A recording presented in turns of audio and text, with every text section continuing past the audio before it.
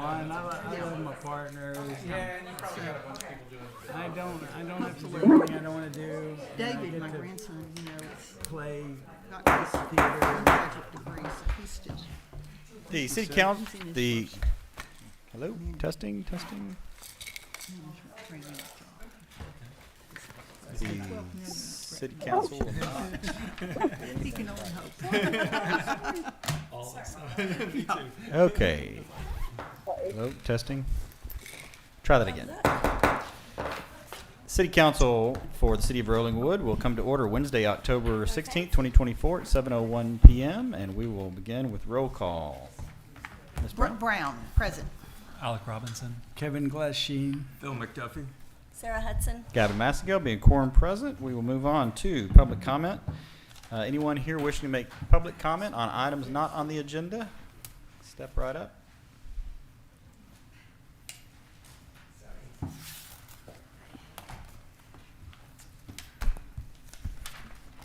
Good evening, Mayor, council members, neighbors, city staff, Rollingwood Police Department, Rollingwood Public Works. First things first, this is to applaud the excellent organization by our Rollingwood Police Department, led by Chief Crystal Munoz and her 24/7 team of officers who kept the ACL event smooth sailing from start to finish on both weekends. The demarcations were impeccable. I walked down to take photos to add to my collection, and the photos speak louder than anything else because I could see how well done it was.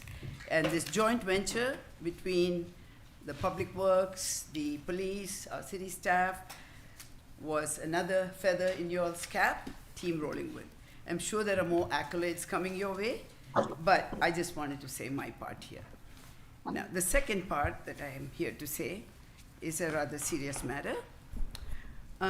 So again, Mayor, council members, neighbors, city staff, I'm here to thank you for defending our community's private and personal data before finally releasing it to the one individual resident that filed the public information request, not once, but twice for release of that data.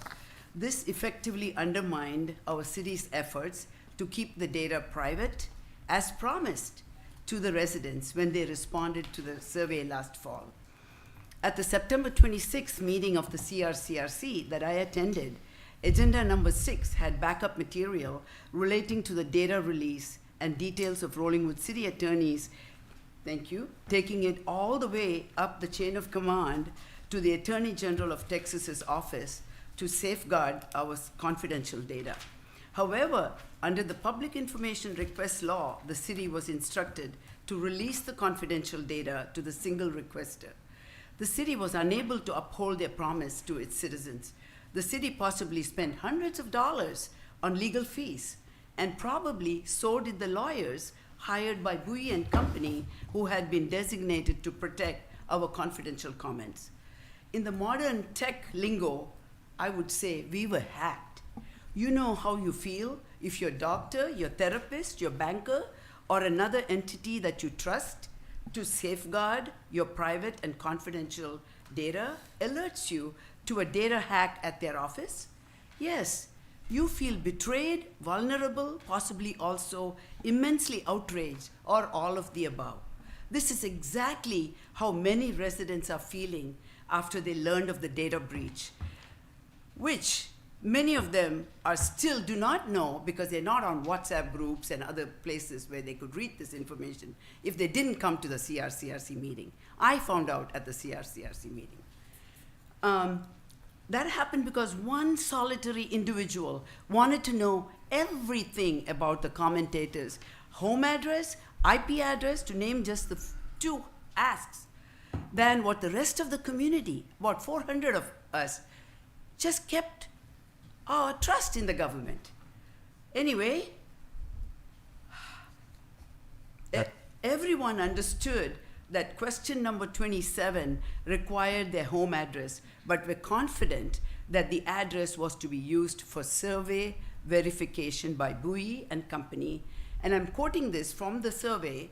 I took screenshots of my survey, so I have it. And by Bowie and Company would remain confidential from City of Rollingwood staff, the residents, as well as the CRCRC.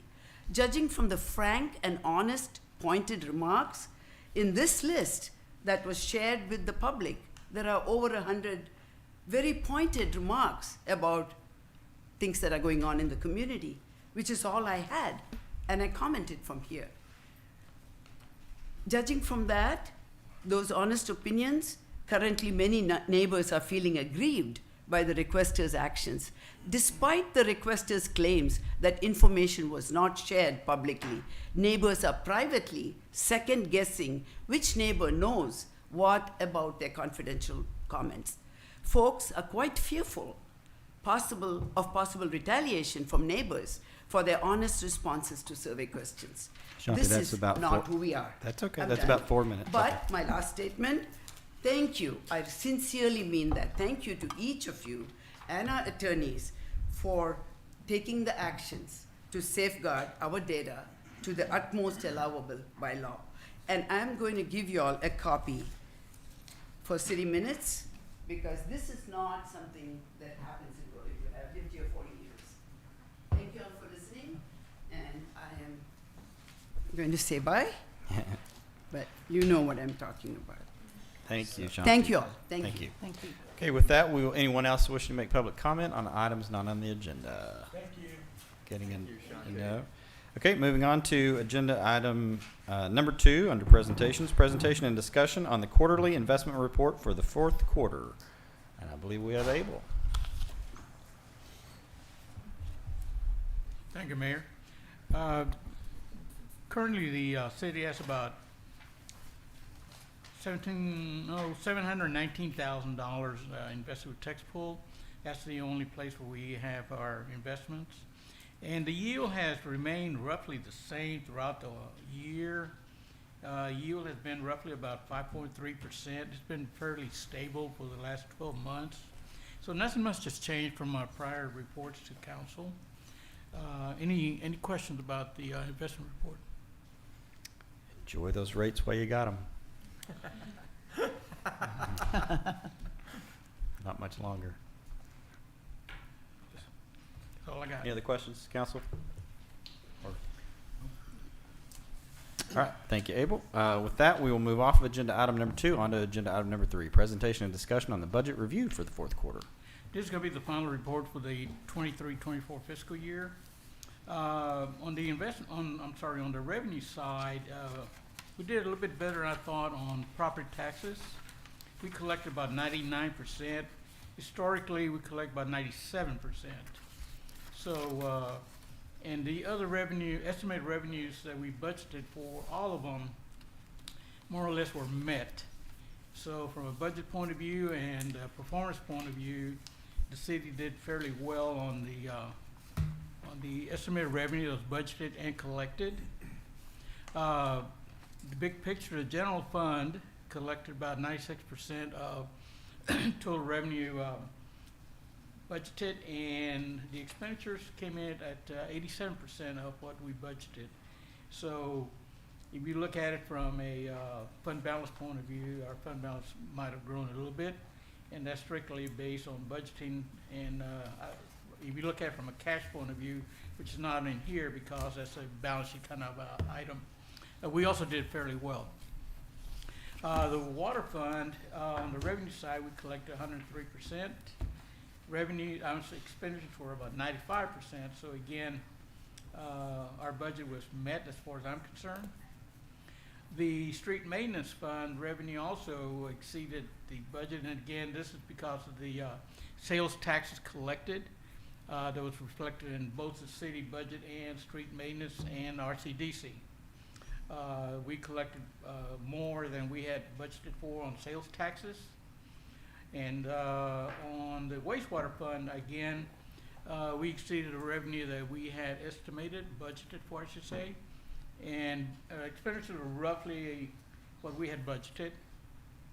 So overall, the revenue in the wastewater fund was 103% and expenditures at 98%. So we did, I think, from a fiscal point of view, I think the city did fairly well from a budget performance point of view. Any questions? Questions, council? Can I Yes, go sir. back to the first presentation? I don't know if it's possible. Just a quick Yes, question. sir. I was just kind of curious, like, does the general fund, like, or the balances you were saying with tax pool, I guess the total column on the right-hand side of the document just kind of shows each month Yes, sir. the balance, and so it kind of goes up, and then it goes down. I mean, we draw from that, I guess, when we need, because like, I guess what I'm saying is the fourth quarter, like July 2024. Where do you see a drop? Am I not reading this right? Ending balance. Certainly looks right to me, Alec. Yeah, This goes from like 748 to 712. Yeah. Yeah, I don't understand. I might have made a mistake on my formulas. Okay. But we have not done, on the general fund, I'm sorry, the city side, we have not handled withdrawals. RCDC have been, as they have been investing, but we, the city, have not made any withdrawals. That might have been an error on my part. Okay. Cool. I'll look at it tomorrow and make any corrections and give the council a corrected report. All right. Is that state fund, tax pool, invested in securities that could have declined? It's backed by the state of Texas, Yeah, and so it doesn't lose money? It wouldn't go down in No, value from a no. quarter? there's two funds in tax pool. The regular fund which the city invests in, and another one called tax pool prime. Tax pool prime uses invests a little bit more money in commercial paper. Okay. The difference between what we invest in and what prime is about 15, 20 basis points. Mhm. And I just don't think it's worth the risk for 15, 20 basis points. If you get a little bit higher risk Mhm. as far as the fund itself is concerned. And the regular tax pool fund, what does it principally invest in, like treasuries? Governmental securities, repos, reverse repos. The securities are main interest. So you got T-notes, not Sally Mae's, but treasury notes, that kind of stuff. Okay, so because, equities are also securities, so. but- No, but there's they're no not trading in equities, they're No, just there's no doing, equities. they're just doing, sovereign debt. No, there's no equities Yeah. at all. They're only investing in sovereign debt. It's it super, sounds like. super safe. Yeah, I was just curious, Yeah. cause I thought it might explain why it went Yeah. down one quarter. Bad No, paper. Yeah. No, we're too small from a dollar point of view No, I to understand, I agree. to diversify in other kinds of investments. Do we draw I it down agree. when we have unforeseen events? Yes, you can. Liquidity is available to you. Could it possibly be that sewer line thing? we did not No, draw down on it. okay. It looks like if you look at from the three columns to the left of that, it looks like there's just a formula error. Yeah, I was Those just all show doing that that, they've yeah. gone up. I think it's just Yeah. one little formula error. Like I said, I'll look at it tomorrow and I'll issue a corrective report to council. Great. Thank you. Thank you. Thank you Any for other, pointing that out. any other questions on agenda item number Oh, yeah, 3? I see. Yeah, it's just not adding it correctly. Okay. Strange, huh? Okay, we all good on 3? All right, thank you, Abel. Moving off of agenda item number 3, moving on to the consent agenda, happy to take a motion. Mr. Mayor, Yes, ma'am. I would move approval of items 4 and 5, and I'd like to discuss 6 and 7. Items 6 and 7 are removed from the agenda. You have a motion on agenda items 4 and 5. Is there a second? Second. You have a motion by Ms. Brown, a second by Mr. McDuffie. All those in favor say aye. Aye. Opposed say no. Being 5 ayes, no nays, motion carries. Moving on to agenda item number 6, discussion and possible action to accept Alex Robinette's resignation. I'll pull both of these up at the same time. Discussion and possible action to accept Alex Robinette's resignation from the CRC, and agenda item number 7, discussion and possible action to accept Jeff Marks' resignation from the CRC. You are recognized. Thank you, Mr. Mayor. I requested these items be pulled so that I could give a thank you to both Alex and Jeff for their service on the CRCRC, and for Alex's willingness, even with her resignation, to be available to the P&Z and the council as these items from the CRCRC, the recommendations from the CRCRC are brought forward for action by P&Z and the council. And I just wanted to note that when the CRCRC was appointed, that was April of 2023. We originally tasked them in that resolution to bring us a recommendation, or requested a recommendation by October of 2023. So that was the expectation of the people who agreed to serve on that committee. And in the period from April of 2023 to today, they've engaged in more than 32 meetings over that period of time. And I just wanted to say that if you want an example of government by the people, this is it. I don't know of another issue that would be more close to the people of this community than how they can use their property. And so these two individuals and the other members of the CRCRC have taken on a task to give of their time and talent, to listen to their neighbors, and to develop consensus. And while it's very easy to critique a work product from a committee such as that, it's much more difficult to do the hard work of listening and accepting comments and developing a consensus. And I just want to say that I am very thankful for their service and appreciate it enormously. A very appropriate thank you to both Alex and Jeff for their all their service on CRCRC. Any other comments, council? I'd like to second that, thank you. Very well said. Wholeheartedly agree. Thank you for that. All right, with that, any additional motions on agenda items 6 and 7? Sad to do it, but I move approval of the resignations from Alex Robinette and Jeff Marks from You- the CRCRC. You have a motion to approve agenda items 6 and 7 by Ms. Hudson. Is there a second? A second. You have a motion by Ms. Hudson, a second by Ms. Brown. All those in favor say aye. Aye. Opposed say no. There being 5 ayes, no nays, motion carries. Thank you, council. Moving on to agenda item number 8, discussion of possible action regarding a policy for grinder pump maintenance and replacement. I will turn this over to Ms. Wayman. This is an issue that we've discussed previously, council, in some detail in our budget planning process this session, sorry, I'm already in that mode. This past budget season, you may recall that we did adopt an exceptional item that added this particular opportunity to have a fee added for grinder pumps. While we did not put any dollars into that revenue line item, you did adopt it. In anticipation of potentially coming back and moving this discussion probably to the Utility Commission for them to sort of vet the issue. And with that, I will let Ms. Wayman tell you a little bit more about the details, but our request is to simply send this to Utility Commission this evening. Yes, so we put some information in the packet about our average cost that we are spending with Crossroads, which they do our emergency maintenance and M&O. A lot of times too, it's passed through to another vendor that does the actual maintenance on those grinder pumps. They might pump it out when needed. And so it actually, the pictures looked a lot better the last few months. We haven't hardly spent very much on them since June. And so that kind of brings our average cost per month down considerably. So it's not as bad of a picture. It looks like we had some particularly expensive months earlier this year. We do recommend that the Utility Commission take a look at this. There are some options for how we might set up a fee like this.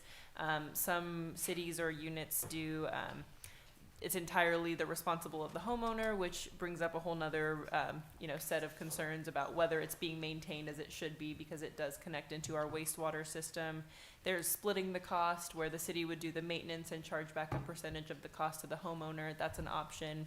That would, of course, require some kind of agreements to be signed between homeowner and the city, and might be, a little more work to make happen. And then there's also just flat fees per month that we could charge to those that have grinder pumps. It would go into a fund that would then pay for any maintenance to grinder pumps. So from the outset, staff is generally recommending the flat fee per month. just because it would be easier to manage and maintain, and then it could be something we could assess each year and see if we've covered our costs or not. But we do recommend that sending this to the Utility Commission for them to take a look at. We'd even be happy to bring in Crossroads, our current vendor, to talk about, you know, the different pros and cons of what they've seen with the other districts that they work with, so. That's it. So do we have any information on the type of maintenance or the causes of the calls for maintenance? You know, not very many of them appear to be like, you know, clogs by, you know, things that aren't supposed to be flushed, but that is something that they can tell when they go to do the maintenance. We do know a lot of them are reaching end of life at this point, so they were all kind of purchased at the same time when they were originally put in, and so there is just the general, they're getting older and having more issues, so that's a possibility. We can try to get a little more detail, but honestly, it's anything from a small alarm, something's going off, the pump needs to be reset, to, you know, it needs to be completely, what they do is they pull it out, they put a different one in, and then they go work on the one that they pulled out. So we have a couple backup ones in reserve, but I think it's kind of all across the board. And that's kind of why we're trying to get ahead of it, because we do know that it is aging infrastructure, and so. You know, I think it's a good idea. I was just curious if we have repeat offenders, if you will, like somebody who's continually flushing stuff that shouldn't be flushed, and it seems unfair to spread that cost out over everybody if, Right. you know, if you have a few people that are causing more problems. Right. But if that's not the case, Yeah. so I just was curious what the And what the causes that's were. a good point, and probably one that we should have Public Works prepared to visit with Utility Commission to give more detail on that too. For sure. Yeah, because we could always build in something, you know, generally it'd be in our application process where they would sign the grinder pump maintenance agreement, and we could build in, if it's determined that it's, you know, due to incorrect use of the system, then we could add something like that in where they would be responsible for that. Alec, you had a Oh, I question? was gonna say, and it also, those are all good points, and, yeah, Public Works, I think, could talk to that at the Utilities Commission. It might be helpful to have that info. The other thing I was wondering, do we have like more data than just like 12 months or 10 months? I mean, is it typically, I mean, I know things kind of been going up in price with inflation and stuff, but is it like typically every year we spend around this month, or do we We'll have the data? pull more years. We could get probably at least 3 years Yeah. that we have with our Crossroads bills. This doesn't include any other cost except for Crossroads, so it doesn't account for staff time. It's only what Crossroads charges us back through the grinder pump, you know, through their coding of that. So So Yes, when ma'am. were these put in, you said? One second, Ms. Brown. My question is, what will the customer expect to receive for this $30 a month? In other words, will this include replacement of the pump at no additional charge if the pump goes out? You know, I think we need to think through the kind of that policy question of what does this charge cover? And if there are some people, you know, some frequent callers, how many trips does this include? I think it'd be interesting to look, if it's possible, this is, the $30 is an average of dollars divided by grinder pumps. If you had dollars divided by number of calls, number of service calls, to actually, you could assess a charge on the basis of service calls, assuming we have that information. But from a utility rate setting, what's lacking in the $30 a month is any incentive to properly use the pump. And so if there's some way to add a charge or to have a function of number of calls in there that will give that incentive, it would be good from a rate-making standard. It's a good point. And have we had to actually, I know we've had this backlog of pumps that they refurbish, but will we have to replace any of these? Are we buying pumps? I'm not aware that we've purchased. So they've had pretty good luck, especially with Carlos on board, because he's kind of a wizard with rebuilding such things. Okay. But we could, but so far they've had pretty good luck in taking one out, putting one in, rebuilding that one, getting it working again, and then it's the one that goes into the next. Yeah. Yes, sir. I have a couple of questions. Who owns the pumps now? We do. The city. So like when I built my house 8 years ago and put one in, how did y'all get ownership of that? Yes, ma'am. I can answer that. Yeah. Because I've lived before the sewer system and after the sewer system was put in. So LCRA, when they agreed to build the sewer system and own it, they owned it originally. They insisted that they take over operation, excuse me, there's a bug of some kind. Operation, they insisted on ownership. And so when they sold the system to the city of Rollingwood took over operation. I remember that, but I built a new grinder pump 8 years ago after all that happened. I don't know. And so I'm just wondering, legally, how did the city get ownership of it? Did I pay for it, or did I call y'all and say, I need a grinder pump for my new house, and y'all put it in for me? I don't know. I don't know the answer to that. And my other question is, do we have easements to all these grinder pump stations on every lot? Do we have the right to even go in and change grinder pumps? You know, and that we don't even know if we own? I'm just curious about those things. I'm not aware that we have easements in these cases. I'm not sure. There had always been talks about when the grinder pumps had switched over to, the cities, but we don't have documentation on any of that. I think any new ones that are being put in should theoretically be put in by the city. So it would be, they would come to us as they're developing their lot. We would work with our engineers to make sure that the proper system gets put in. And But does our code require that they have us put in the grinder pumps? Because I bet my builder didn't know that. And I just paid for one and put it in. And then another question on that, you mentioned, a maintenance agreement that you would send out. Well, do we have any way to compel anybody to sign that maintenance agreement if it's their grinder pump and we don't have easements to get to it anyway? I mean, I just think those are questions that. I think having a functional sewer system in your house is pretty good incentive to allow the city to come in and fix Yeah, it. It is, unless they want to just deal with it themselves Sure. and not pay $30 a month, which some people might rather that. Yeah. And some of these questions we don't know the answer to because, to Sarah's point, the city's interest and the homeowner's interest are very much aligned. And so it works itself out pretty quickly in terms of everyone working together to get Sure. it fixed. But it does lead to some kind of unanswered questions on how do we have access and what are the records and historically. Yes, ma'am. And it may not matter, but it just. Yeah. the thing And I think that would be one of the things that Utility Commission would look at and vet. As to a service agreement, it can just be, because it's a utility service, you can put that in the ordinance or the sewer service manual. So it doesn't have to be a property rights agreement, because it's a utility service. I learned that I didn't own the grinder pump when it failed the first time after LCRA put the new one in, flooded my downstairs. I called my plumber. My plumber said, we can't help you anymore because LCRA won't let us. And so that's how I learned about that. And then do we have liability for flooding Brooks' basement? Well, it was Jackie Bob, Jackie Bob did a real service. He was great. He was great. But they had installed, it was awful, LCRA had installed the pump at a level higher than the lowest level of my house.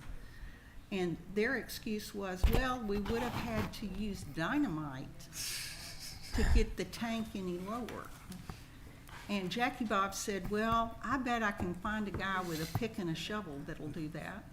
And I told Jackie Bob, I bet that I would pay my plumber, because they had said they could do that, and that's how we resolved getting it back to the proper level.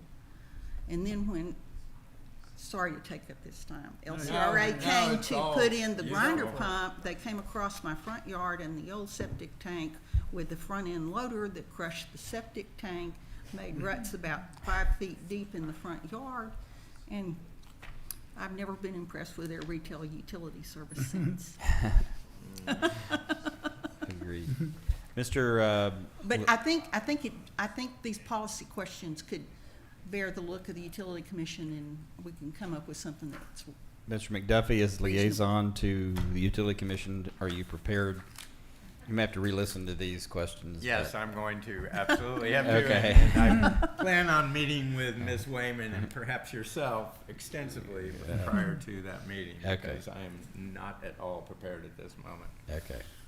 We will prepare you as the Good. liaison. Yes, sir. Just one more question. Does the expenditure, like, where do we fund, like, where does the money come from today? Just Out of straight the Wastewater. Wastewater fund. fund? Wastewater fund currently. Which has expenditures of like almost 1.4 million, if I'm reading this right. It just seems like kind of I'm not saying that we shouldn't do it, but I'm just putting perspective, like small compared to like what it's been. Yeah, and that, the city has been covering the cost up to this point, but, and we could continue to do so. In my mind, the compromise probably ends up somewhere, south of $30. But, even if we just picked up a portion of it, to sort of start setting that precedent, and to try and encourage people to be cognizant of how they use it and to maintain it, I think that's a good. and it might be useful just to ask Crossroads if they don't have the data today, to collect for a month or two what type of service call they're having to do. So we know if it's just the pumps are going out because they're old, that's one kind of cost, that could be addressed. If they're going out because they're misused, or what Right. percentage, what kinds of problems are they experiencing, and how can we set rates that will address those issues?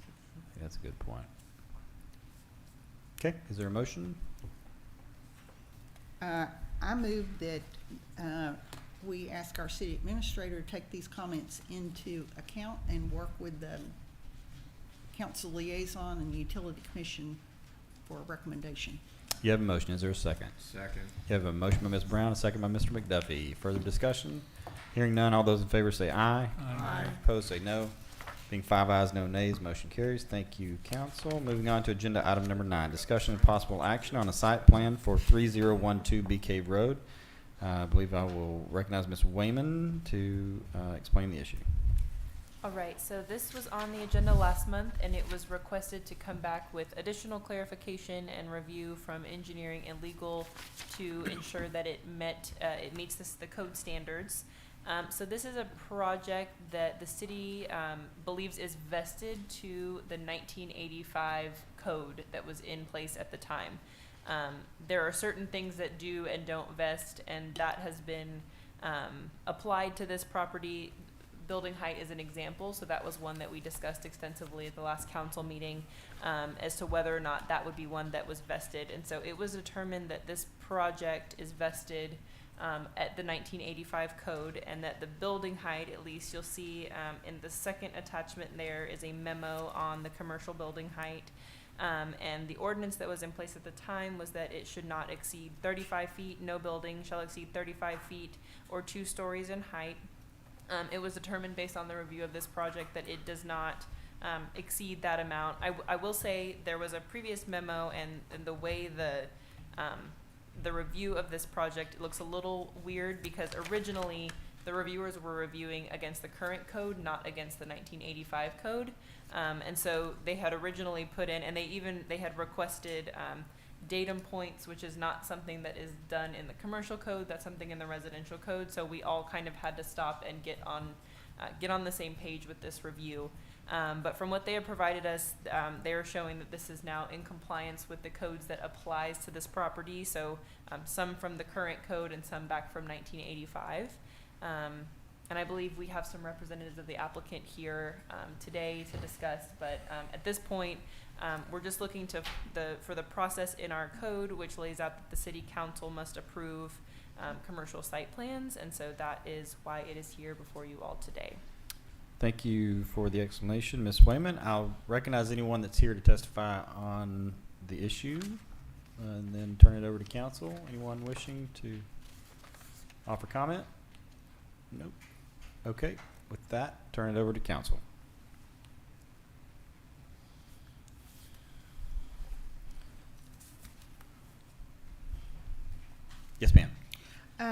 Mr. Mayor, you know, this is the second time that this project has come to us. I was a little disappointed in the KFA memo, because the prior memo had applied the residential building height requirements to this project, which is clearly a commercial project. And in looking at our ordinance on vested rights, it seems to require that an applicant who is seeking vested rights present an application that contains all of the documentation on which the applicant relies to establish vested rights. And then the city official is to make a determination, building official is to make a determination based on that application. And I was confused by this because what we have in our packet has ordinances from the 1980s. There's a replat proceeding in 2021 that came both before the P&Z and the council.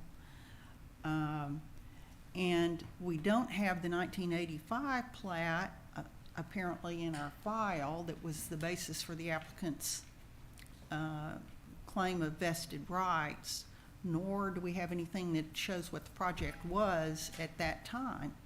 And so it's just a very unsettling feeling to be asked to make a determination, which is what we're supposed to be doing here, that the site plan is in compliance with all applicable zoning requirements, because we just don't have the orderly submission of information that allows us to do that. I have gone back and forth with Ashley and with Charlie, and am satisfied that what Ashley has reported is correct based on documents that our staff pulled out of the files and a prior legal opinion back from the, I think it predates 2020, but 2017, which indicates they were claiming rights in 2017 for this project. So it's just, I wish we could insist that applicants furnish the information that's required by our ordinances, and then we can go through it in an orderly way. That's a fair request. I will just point out that I was in junior high in 1985. You are not that young. But I do think, I don't know, something. We're not buying it. It was a long time ago. I know I was still living at home. Yeah. But anyway, I we are trying to get our systems, and I do think we have a far better system than we did back then. Well, But this isn't our system. This is the applicant should furnish that information.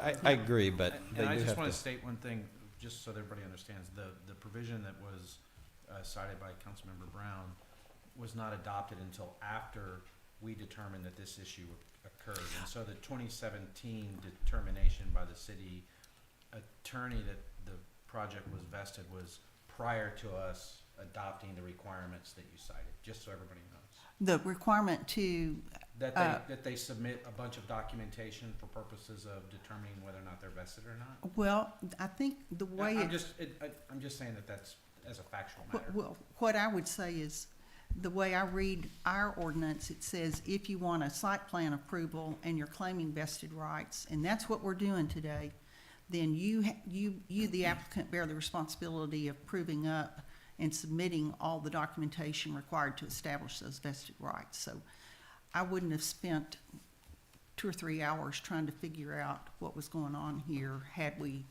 had that in the packet and the applicant had furnished that, so. Understood. Okay. Yes, sir. So I just want to make a couple comments about this to kind of put it in perspective, or share my perspective, I guess. So first of all, this thing has got vested rights going back to 1985 because it got, I guess,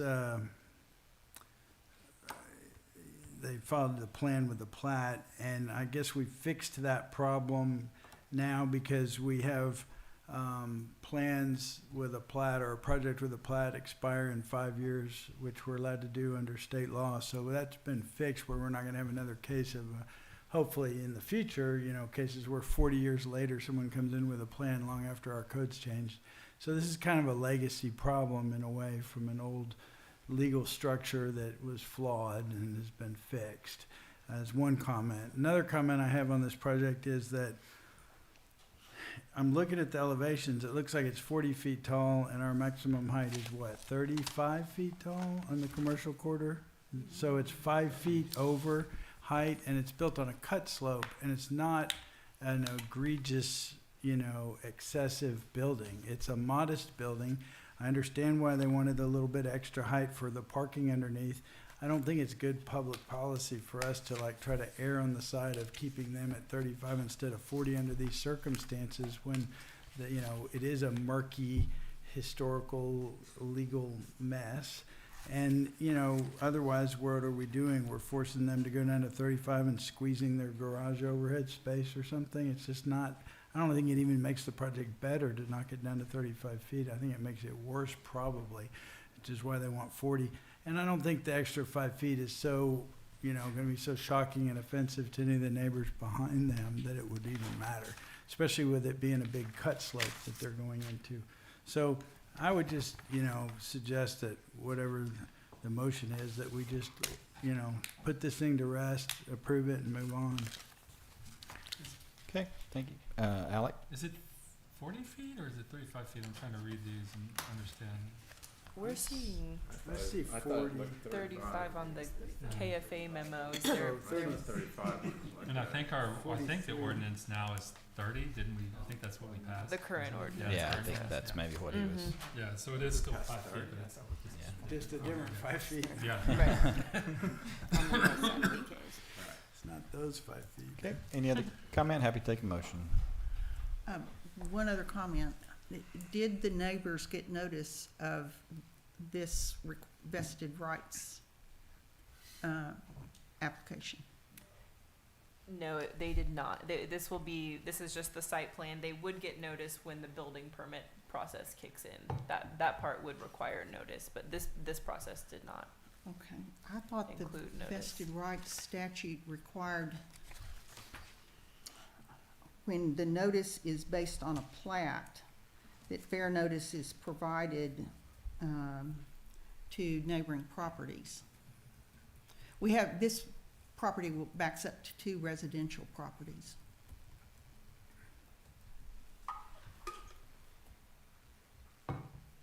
And that's a Charlie question, I guess. I'm not aware of that in state law. Is that a local requirement that It's, we've adopted? it's in, I'm looking at, our vested rights ordinance that's, and it says it follows the local government code, that when the project is based upon a plat versus a plat application, for the plat, it says vested rights will be recognized for a project associated with a property which is the subject of a plat that has been approved by the city council or official, provided that fair notice is provided with the plat application in accordance with local government code chapter 245. Okay, the fair notice is that we've been given the city itself has been given fair notice okay. of the project. All right. Good question Yes, thank you. and good I'd answer. make a motion that we approve the, what is it, a site plan? Site plan as requested.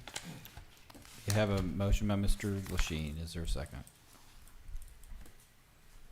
Second. You have a motion by Mr. Glasheen, a second by Mr. McDuffie. Further discussion? Before we vote, I wanna make sure we are all clear that the height of the building is 35 feet? Yes. And not 40 Yes. feet? It is. Because I don't like the idea of us saying, oh, it's close, 5 feet here and there, no big deal, right? I mean, That's that's a my really, reading of the plot, the Right, plans that they right. submitted, that It's it's 35 feet. right. But that's why I said, I wanna make clear For the that record. it is meeting the Yeah. requirement, because I don't want anybody to think that we are letting people slide on what the rules are. Good clarification and so noted. All right, further discussion, council? All those in favor say aye. Aye. Opposed say no. Being 5 ayes, no nays, motion carries. Thank you, council. Moving on to agenda item number 10. Discussion and possible action regarding placement of a stop sign in Rollingwood Drive at Edgegrove Drive and Gentry Drive. Recognize Mr. Glasheen for his agenda item. Okay.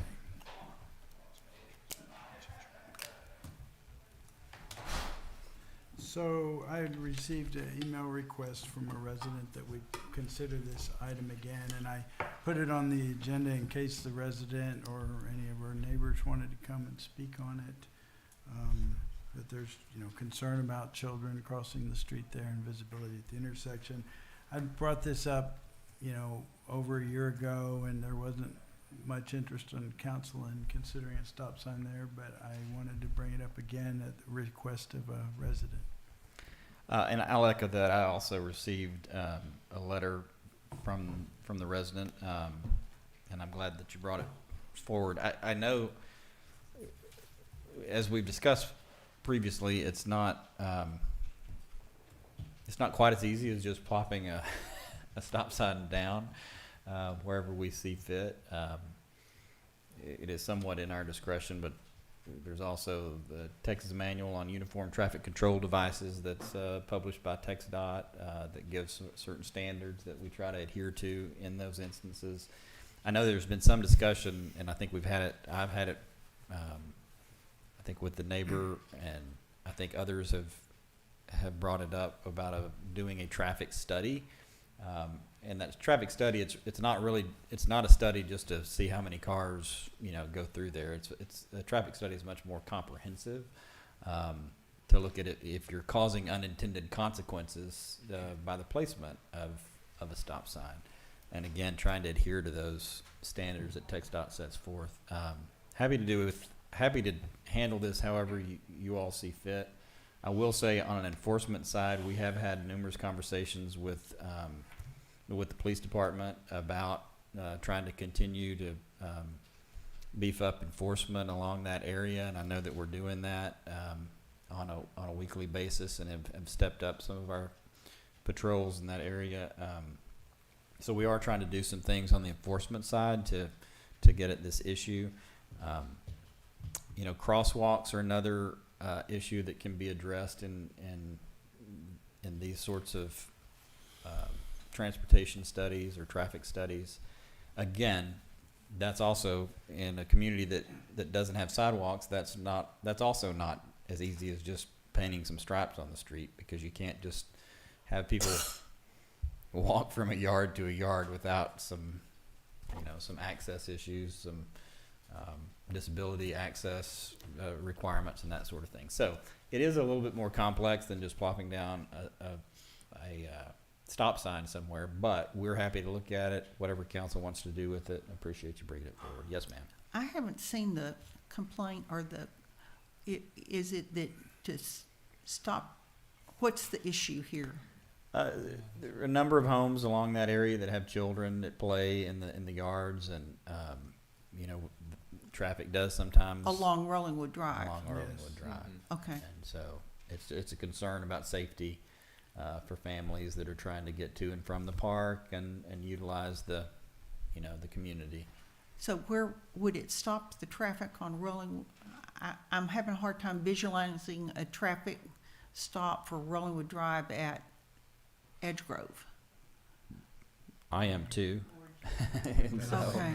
That's why there was We've looked at it before, and the problem is that where Gentry comes into Rollingwood Drive and then Edgegrove comes in, there's such a short distance between the two that trying to have a stop sign in there causes, Could cause an Traffic. unintended consequence Of backing up of traffic. backing up. right, of backing up traffic. And we looked at the crosswalks before, and the crosswalks, they've got ADA requirements that you then have ADA accessible ramps, which should have been to get to the sidewalks, which we don't have. That don't And exist. we've argued about this over and over again, and I said it makes no sense to have an ADA ramp up to somebody's front yard, Right.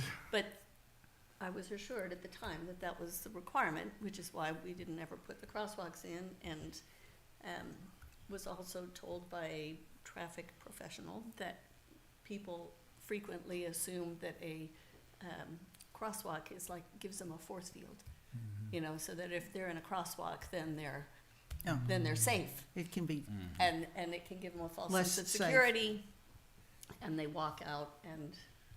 And that's true, having nearly run over someone earlier today. That's, yeah.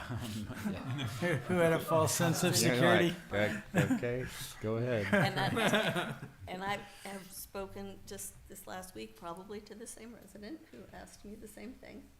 And I suggested that, to me, a more reasonable and effective, doable location would be to put a stop sign at at Rollingwood Drive and Wallace. To make that, because when you're coming from Zilker Park and you go up, you're coming right over a hill right there. And people, you know, so if you had a stop ahead, whatever, and people were warned, because that's right there by the pool also. And that is a three-way intersection, but it doesn't have anything else that makes that, you know, the distance weird for stop signs. So that one might be, which would also help slow down traffic between Edge Grove and there, because you would have to stop again. I think that's a good point, but another point on these hills that you're describing, I've had residents talk to me about the hill on Ashworth and the one also on Hatley near Wallace. That's a very steep hill that they were concerned about maybe wanting to have no parking on the side of the street at the peak of those hills. But I spoke to some residents who live at the peak of the hills, and they did not want no parking. So I didn't bring it forward. But one other suggestion. There is no parking already in some on of Hatley. them, on Hatley, but not on Right. Ashworth. And I spoke to the residents on Ashworth who would be affected, and they did not want parking prohibited in front of their houses. But one suggestion that came to me that somebody mentioned was putting a yellow stripe in the road just there where the hill is, so that motorists then kind of pay more attention and they are less likely to head on each other as they come over those hills. And I think it'll slow people down. And I thought it was a good suggestion. I don't think it requires council action, but if the city maintenance staff and the city manager think it's a good idea, I think it might be helpful. We can certainly look at that. Those Chief? are the two, that's two hills. Definitely look into. I know we have issues in some areas where we have no parking on both sides, and it's created, you know, complications. Sure. Because of that, but I definitely will look into A that area. stripe. Yeah, If see we we just can put a provide some type stripe, of stripe. And there are a number of studies that show when you do additional striping, it does have some effect on slows Right. people down. It slows, yeah. So- Chief, if you'll just remember at our next staff meeting, let's talk about the stripe, and then let's also discuss the enforcement along that area too, and we can have a dialogue For sure. about that. All right, thank you. I do know that that area gets probably the heaviest enforcement as far as what I've observed. So Yeah. I thank the police force for enforcing heavily in that area, because Yes. it's, you know, to help try to keep the children safe. Thank you. And Ms. Wayman, you did look at some traffic study options. We did. We checked. So our code does require that we follow the Texas. Require that we follow the Texas Manual on Uniform Traffic Control Devices, and that anything installed would be in accordance with that. TxDOT does provide some other kind of manuals on how that might be followed, and we did reach out to our engineering firm. And if it were things we wanted to look at further, they would be happy to assist us in studying to make sure we are staying within the bounds of those required manuals. And so we have some resources if we want to look into that further. All right, any further discussion, council? Any motions, council? Okay, hearing none, we will move off of agenda item number 10, move on to agenda item number 11. Discussion and possible action on a covered applications and prohibited technology policy, and I'll recognize Ms. Wayman to explain what the state is ask you to do? Yes, this will be lovingly referred to as the TikTok policy because that is currently the covered application that it is addressing. But we are now required before, I believe it's November 20th, to adopt a policy that covers this covered application to prohibited technology. This was actually modeled directly after the DIR policy that they provided to all communities to use when they perform their policies, and so this is copied directly from that and puts in what is applicable to the city of Rollingwood, and it's been reviewed by legal and it is ready for approval. And if any in the future, if any other apps become, get voted into being prohibited technology, we will bring this policy back and amend it to include additional policies. Thank you for the explanation. Is there a motion, and then happy to discuss? Move approval of the covered applications and prohibited technology policy. You have a motion by Ms. Brown. Is there a second? Second. You have a motion by Ms. Brown, a second by Ms. Hudson. Or is there discussion? Pretty straightforward. Hearing none, all those in favor say aye. Aye. All those opposed say no. Being 5 ayes and no nays, motion carries. Thank you, council. Moving on to agenda item number 12, discussion and possible action to direct the city to abate any enforcement actions regarding children's playhouses and amend the zoning code as it relates to children's playhouses. Recognize Mr. Glasheen for his agenda item. Yeah, so this issue came up, I guess, last meeting with a question about whether code applied to a resident's children's playhouse in the backyard. And I understood that I understood the consensus to be that we were going to look into code and see about clarifying the code, because I think the general idea was that we didn't necessarily think that it ought to apply to a children's playhouse, but we understood it was ambiguous, and we're going to look into proposals to clarify it and get P&Z's input on amending it was the first step, I think, in that process. Since then, I understand that there was some back and forth with the resident involved, maybe expressing that there might possibly be enforcement, and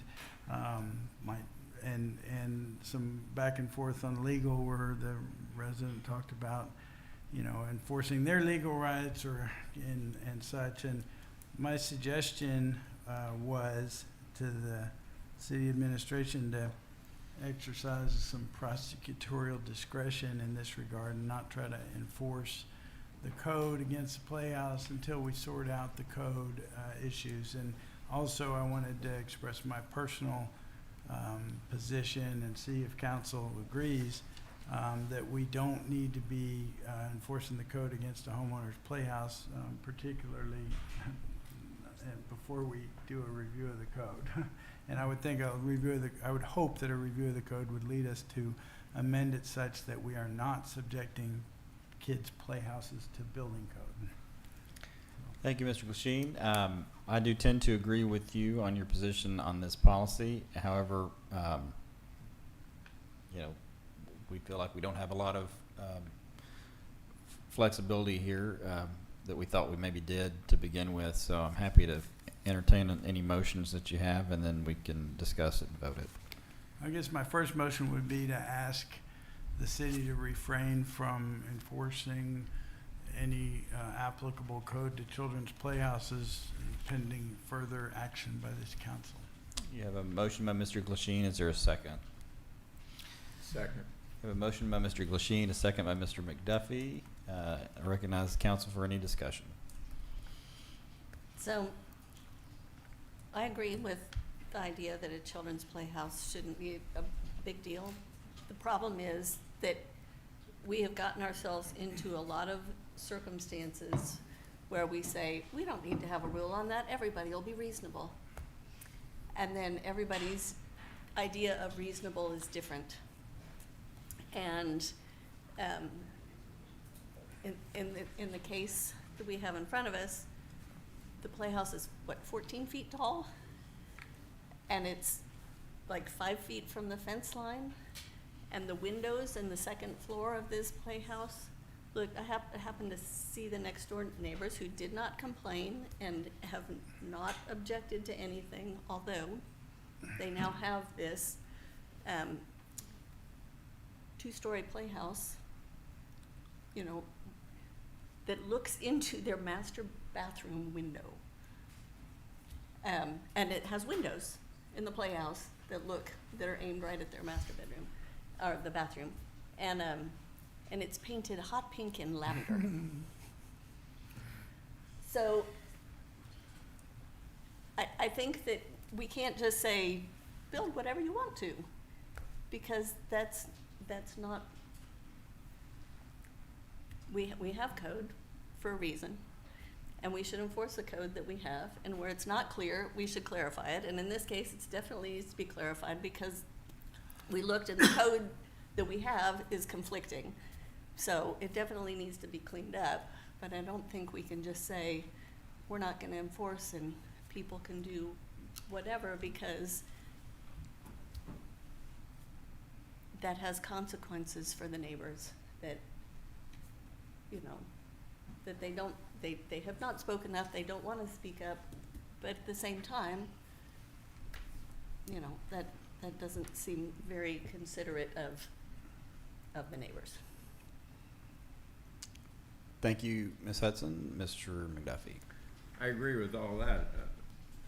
What I think Mr. Galasheen's motion was that we don't enforce until we clarify, and I agree, there absolutely needs to be clarification on parameters for children's playhouses. Perhaps the height is significantly less, because I could see somebody building a playhouse that suddenly turns into something entirely different after the children grow up. So this one, I can, when looking at it, you can tell that the height of the ceilings and that type of thing is designed more for children. That might be one parameter. It might also, you know, I think there are clear parameters, and I think there needs to be something in our code that specifically addresses playhouses and perhaps other buildings that we haven't even considered. They're similar in nature, and puts forth the proper parameters for that. We don't have that right now. And in lieu of not having it, that's what his motion is that we don't try to enforce something because the code hasn't been put forth. But anyway. Well, I think that saying we're not gonna enforce is just an open invitation for everybody to hurry up and let's build a playhouse. Could be. Because there's no rules right now, and we can do whatever we want to, so. Yeah, could be. I started building one once and I gave up in about 4 hours, so might not. Well, this one looks like it's got a crew that did it, so, Yeah, I was We the did have a crew. crew that Y'all did would it. have really hated my playhouse that I built in my Well, backyard. Mine was bales of hay, Yeah, yeah. and I I was, should have gone. I should have it done was, that. it We was had to build against the our rules own. enforced at the time, Yeah. but if my grandfather didn't find out, we didn't get in trouble. Yeah. All right. Thank you, Mr. McDuffie. Any other comments? I'd like to. I Yes, have a ma'am. question. Yes, ma'am. Are we abating just for this one playhouse? I would be willing to. The motion, as I understood it, was just an overall abatement on playhouses, but I'll. Here's And my it was concern. until further action by this council. If something comes up that's a problem that you want to enforce on a playhouse, I'd like to hear about it before you enforce it. Well, if you. Well, that's a different motion. I would No, agree. it's exactly. I would agree with that. That would be a different Okay. motion. Uh-huh. That's a different motion. But Well, if we abate enforcement on playhouses, then it means that you would not enforce against a playhouse without bringing it to our attention and getting us to take further action. So true. I think it's the same thing. Well, you could, here's the concern I have. It takes 6 or 9 months to get a change, that's a zoning change done, at least. The concern I have is, what's a playhouse? Does it have utilities? Is it, can we define it in some way so that this doesn't, get out of hand? Can we say, for purposes of this abatement, we mean a playhouse, a structure built for children to play with not having water or sewer service or other utility services and have an expiration date on the abatement. So if we can't get anything, you know, if there's not a change or it becomes too complicated or other problems come up, there's a stop, or at least we look at it again. That would be my, you know, get a little more definition. Amend his motion. Move to amend. And I accept the amendment. Yeah. I'm fine with I'm all unclear this, about but I'm what gonna, the amendment but I'm gonna have to get some clarity on the amendment. And as I understand, there's been there was back and forth on this particular playhouse, and if the motion's for this particular playhouse, I think we're good. Look, But if the motion is playhouses more broadly, when does a playhouse become a she shed, become a, you know? I It's- think that my original motion is good, because if you run into something that's a problem that's not really a playhouse, that somebody's calling a playhouse, come back to us and we'll tell you, go get them. If they build a she shed with the toilet and electricity in it and say, it's a playhouse, you know, no, it's not.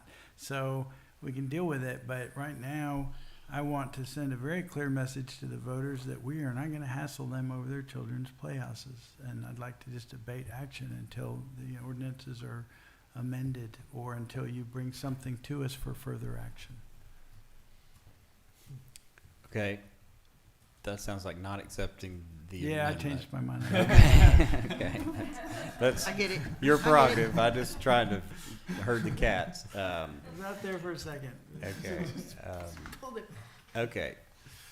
We'll dispose of this motion, and then depending on if the motion carries or not, we'll keep making motions. Okay, any other comments on the motion that's on the table? And the motion, as I understand it, is to abate current enforcement of this particular provision of the code, but we would, if there's some other something that comes that we need clarity on, we would bring it back to council to alert you and allow you further consideration. Okay, with that, all those in favor say aye. Aye. Opposed say no. No. There being, oh, wait, I'm lost track. Yeah, I will do a roll call real quick. Ms. Brown? I'm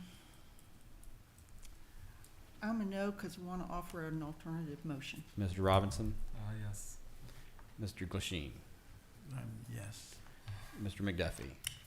I'm a no because I think we need more clarity around Ms. all Hudson? this. Nope. There being 3 ayes, 2 nays, motion fails, and I will open the floor for additional motions. Wait a Miss- minute. I think you said that backwards. Oh, I'm sorry. What did I say? You said 3 ayes, 2 I'm sorry. nays. I'm used to the ayes. There being 2 ayes, 3 nays, motion fails. Adoption. Sorry about that. I'm tired.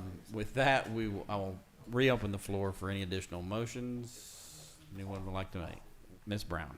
Mr. Mayor, I would move that the council abate enforcement with respect to the playhouse at issue for a period of 6 months, pending review of the policy by this council on treatment of playhouses as accessory buildings. And I would say further that for purposes of this abatement, we would define a playhouse as a structure built for the play of children, not having any associated utility services. It's a clear motion. Yeah, you have a motion. Is there a second? Second. You have a motion by Ms. Brown, a second by Ms. Hudson. So It is- the other issue that I have is that our accessory building requirement says that your accessory building cannot be more than 1 floor. And if what they were putting in was a 1-story playhouse, no big deal. But what they're putting in is a 2-story playhouse, and I think that we need to clarify that also for additional, for future playhouses, because right now there's no parameters on on size, on height, on anything, so, you know.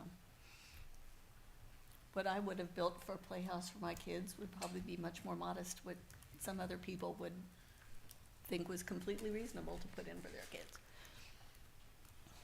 Okay, thank you. Further comment? All right, hearing none, you have a motion and a second. All those in favor say aye. Can we Aye. read Oh, I'm the- sorry. Sorry, can we read the motion over again, please? Well, do you have it written down, Brooke? I think I can approximate it. If you'll give us a synopsis, the original motion will be what's in the minutes, but if you'll Okay. give us a Okay. synopsis, I will. That we abate enforcement with respect to this particular playhouse pending action by the council within 6 months to redefine our policy.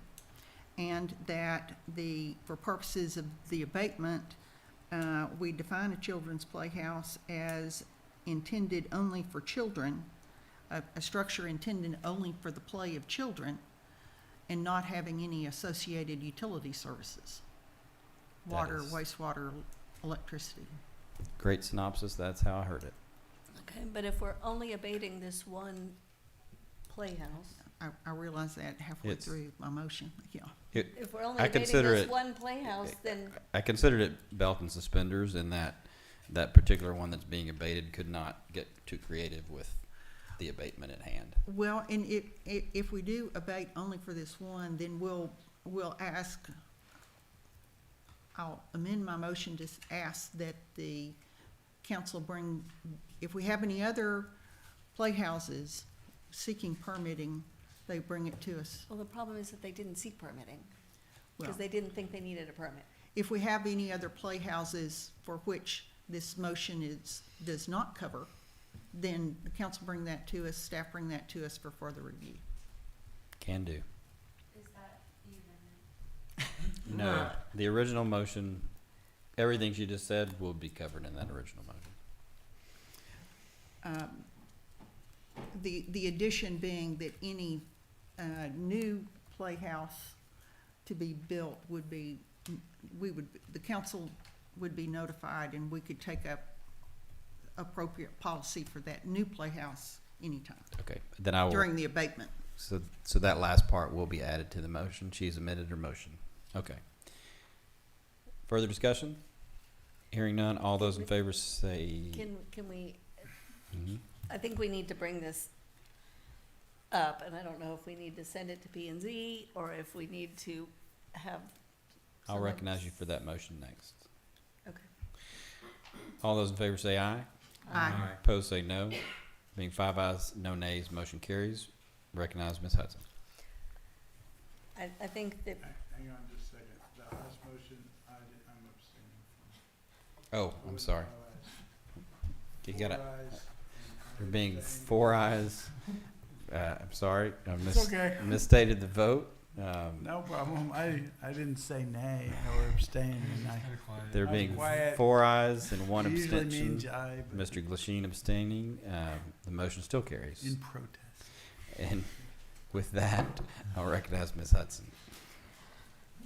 I think we need to address this sooner rather than later, and I don't, P and Z has a ton of stuff on their plate right now. I don't know if we want to do that, but I'm happy to take a stab at clarifying what we need to on this and bring that back for us to consider so that we can send something that we have identified to P and Z so that they have something to start working with. Do you want to go ahead, do you want to go ahead and send it to P and Z and then still work on that to come back next month, or do you want to just have the issue back next month? Well, can we, I will say this has been sent to P and Z. They just did not get to it in their very, very long meeting last Okay. month. And so it will be rolled to their next meeting. However, there wasn't a lot of structure around it. It was, here's all the codes that we currently have. We want to have a discussion about what you want to see in the future. So if there is other direction, okay. I think it'd be appropriate we could leave it on their agenda, and if council gets to it before to maybe make some additional Okay. direction, that would be great. Or we could do it here, however you want to do that. Okay, that's fine. Okay, all right. Okay, then hearing no additional action on number 12, we will move off of agenda item number 12 and on to agenda item number 13. Agenda item, so I'm going to call these up one at a time, but we're about to address agenda items 13, 14, 15, 16, and 17. I'll go ahead and pull up agenda item number 13. Discussion and possible action on an amendment to the Code of Ordinances regarding residential lighting and related provisions. If you'll bear with me, council, I think that we can actually make pretty good time on these agenda items. What I would like to do, just to try to keep us on task so that we don't go down too many rabbit trails tonight, I'll call up the agenda item and I'll just give you a quick rundown on the record also for those listening, as to you have the recommendations in your packet. The packet's also available to the public. I'll give you a quick rundown of what the votes were on these and then what the action requested by staff is. If we could try to kind of stay in that ballpark with the actions here this evening, I think we can move pretty quickly. But agenda item number 13, this is the regarding residential lighting and related provisions. These recommendations were approved by the CRCRC in a 6-0 vote. You do have those recommendations. The staff requests that the council review the considerations provided by the P&Z above and direct staff as to whether to incorporate all or some of the recommendations in the draft, review the attached draft with staff planning comments and provide direction to staff as to incorporating those comments, and then provide direction to staff as to the next steps for the draft ordinance. The options could include sending it through the public hearing process or bringing it back with changes for additional review. So with that, in terms of the requested action, I will turn over agenda item number 3 to Ms. Wayman to explain the recommendations. Okay, so the P&Z, well, the CRCRC, of course, made a recommendation to P&Z. P&Z reviewed it at their last council meeting, and they voted to approve the draft that you see in the packet, the lighting draft ordinance, with the following considerations. And so they had requested to, for the council to consider adding provisions for string lights. There was discussion about specifically calling out, allowing those for, like backyard string lighting that some folks have up longer than just kind of like Christmas lights, but that's kind of the string lights they were talking about. Consider the commission's objections to prohibiting uplighting in trees. Currently, I believe the draft would not allow uplighting in how you would generally see in front of homes and trees. And there was the hope that the council would possibly consider allowing that or calling that out in some way.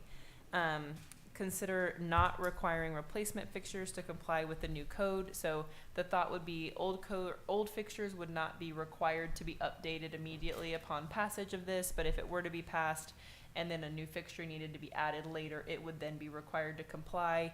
The discussion was brought up was, well, what if I have 10 lights in my front yard that are all identical? One of them goes out, it doesn't work anymore. Do I have to replace that with a different one that now meets the code when the other 9 wouldn't? So some consideration to kind of how complying with the new code would work. Consider whether 3,000 Kelvin should be closer to 4,000 or 5,000 Kelvin for landscape lighting. Considering including provisions for timers in lieu of photo cells. I guess that's a little maybe more updated as far as lighting technology goes. Anywhere there's a term setback, it will need to be made to match our current code, which in residential is yards, not setbacks. We don't have setbacks in our residential code. We refer to them as yards. Consider the up to $2,000 fine, whether that is reasonable or if it should be lowered. There was some discussion about from some members that might possibly be lower. And then consider allowing lights in the side setback if there is a side entrance, which currently we don't allow in this draft ordinance. I will say from my understanding, after pretty extensive review of this with our planning folks over at Charlie's firm, we have passed an ordinance that shows that we intend to become a dark sky community, and that is what allows us to make these kind of lighting related code amendments.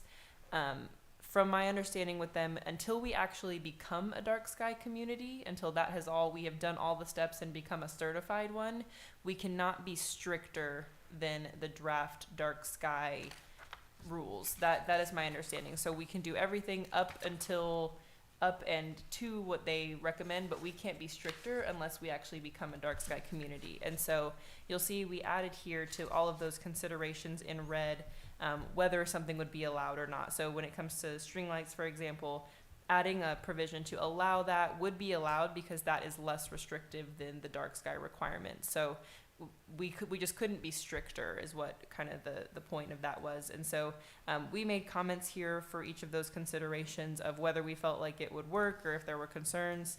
And then additionally in the draft, you'll see there were comments made. The first comment from staff is that we would make this upon drafting it for final review, we would pull out the pictures and diagrams like we did in the commercial code and put those in a manual and make those same kind of notes in here that, it must, you can see examples of this in the residential lighting manual, and we would pull that out separately so it matches what we did in our commercial code. Additionally, there was questions about the interior lighting. There's a provision in the proposed ordinance that says this overly bright lighting emitted from a structure, basically indoor lighting, could be, if determined by the city administrator that it creates a nuisance or potential safety hazard, could be restricted. We thought that this might be best handled in a nuisance section as opposed to the zoning section, just kind of thinking through how we might enforce that. And then there are a number of comments in here from our planning help over at Denton Navarro about things that might be too strict for us to be putting in the ordinance because they are stricter than the International Dark Sky general rules. And then some other items that could be handled, one more that could be handled in the nuisance section. And then lastly, we are talking about the Western Hills Athletic Club in this ordinance, and because that is not a residential zoning, that's a park zoning, we felt that might be better handled in a separate ordinance. And so a lot of comments there, but our hope is to get clear direction tonight on what should be or should not be included and incorporated in the draft, and then either take it through to the public hearing process if we're ready, or bring that back for you all to review. So, or possibly, sending it back to P&Z is also another option if there are more things you would like clarification on. Okay. Thank you for that explanation. Questions? Yes, sir. It's not a question, I was going to give you feedback. Okay. I didn't hear that, sorry. I'm sorry, I didn't turn my mic on. I said I didn't have a question, I was just gonna give you my thoughts on this and position, if y'all are ready for that. Okay. If there are no questions, then sure. Okay, well, first of all, I think the CRCRC did a great job on this, and so did P&Z, and so did our staff. So thank y'all for all the thoughtful work that went into this. It's very clear that a lot of effort and discussion went into it, and it's very well done, in my opinion. I'm inclined to support the ordinance as recommended by the CRCRC with the P&Z amendments that are recommended. The couple that I do have questions about are, I'd say, or comments on string lights, yes. And on old fixtures, I don't know that we need to address I do think that old fixtures that are in place could be left in place until they need to be replaced or fail, and they should be replaced with the ones under the new code. And I don't know that we need to address the what if 1 out of 10 fails. I think just say if old fixtures get replaced, they need to meet code. I think that I'm not sure about this 3 kelvins versus 4 or 5 kelvins, because that's kind of a technical question, and I guess P&Z wanted to raise it up. Yes, sir, you'll have some comment on that? Okay, good, so you'll clarify that for us. I don't have a problem with using timers versus photocells personally, and don't mind amending for that. And I do think that the comments from council, I guess, or code drafting that mentioned some things that are stricter than the Dark Sky Association proposed or model ordinance, I guess is what we're going from. I think those are a little bit like over cautious in some ways. Like talking about, you know, it doesn't talk about motion detector lights, and so it's more restrictive if we allow that instead of timers or some such thing. I just don't think we need to worry that much about all of those. And if they want to put some in the nuisance law, that's fine with me. But I think, you know, with very few tweaks, this is a good code. It's done. Y'all have done great work. I think for clarification, that would put you in agreement with the third bullet, and I think it would put you in agreement with the fifth bullet on Okay. consider provisions, including provisions for timers in lieu of photo cells as Correct. opposed to just photo cells, and then not requiring replacement fixtures to comply, which I think would match with what you were saying you would agree with. So I just Yes. wanted to. And I'm sorry, I was looking at the code and not the bullet point No, that's thing. fine. So I'm on the bullet point thing, and yeah, I do think if the fixtures go out, they need to just replace them. I think they can leave existing fixtures. They don't have to be replaced immediately with the passage of the ordinance. They can Right. stay until they get replaced. That, yes. So you would be agreeing with Yeah. that. Okay.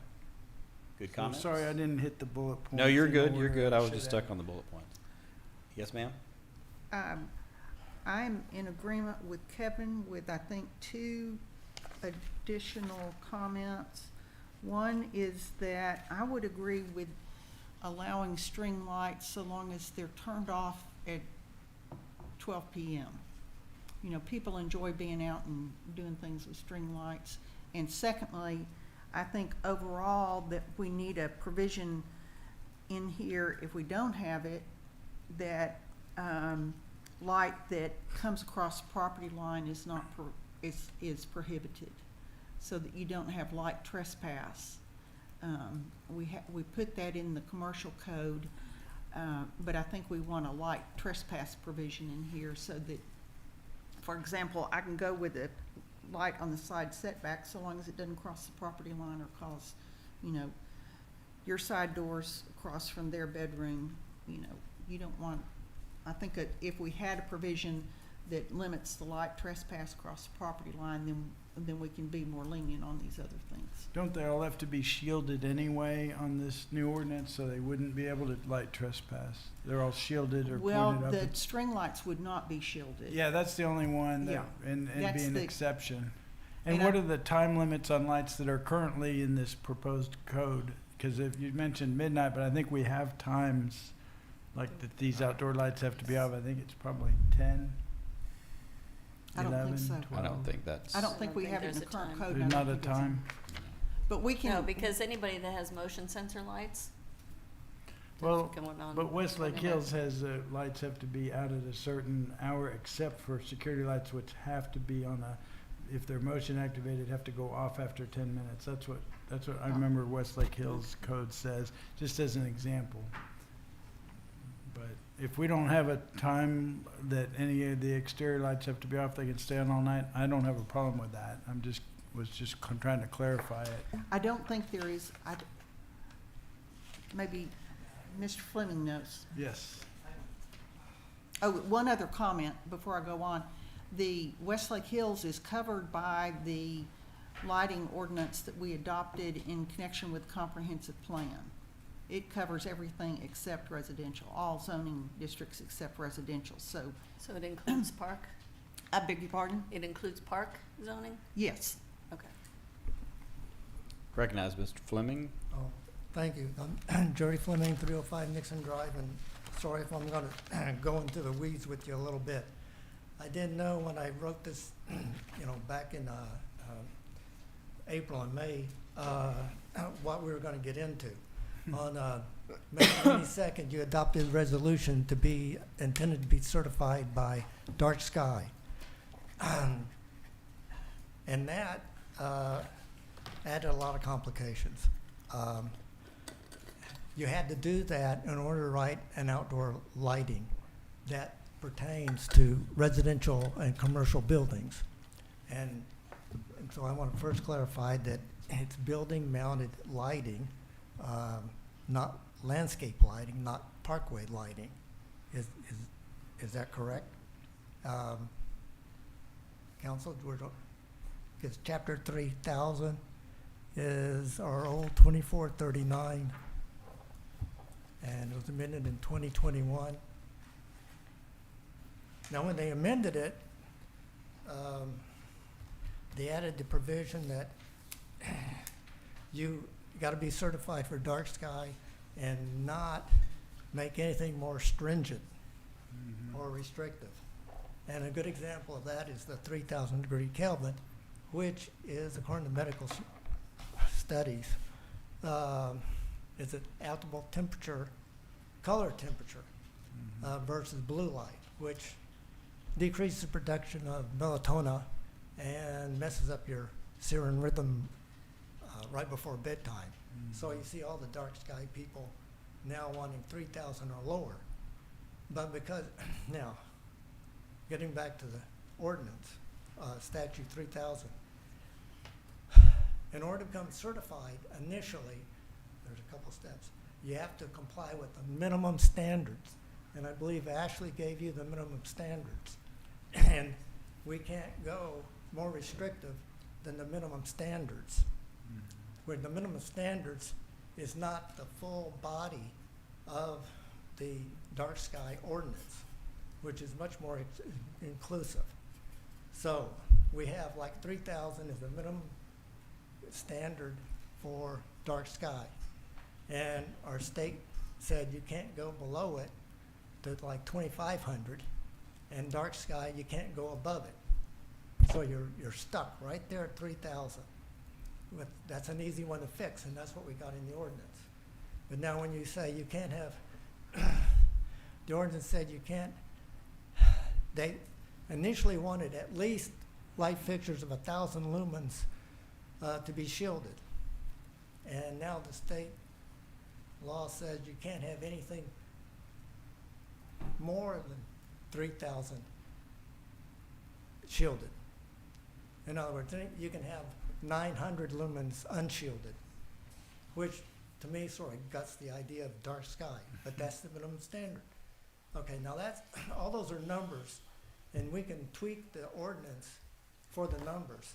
It's the other aspects of dark sky you got to be aware of, because it involves administration, community involvement, education, and that's in your minimum standards, items 2 through 7.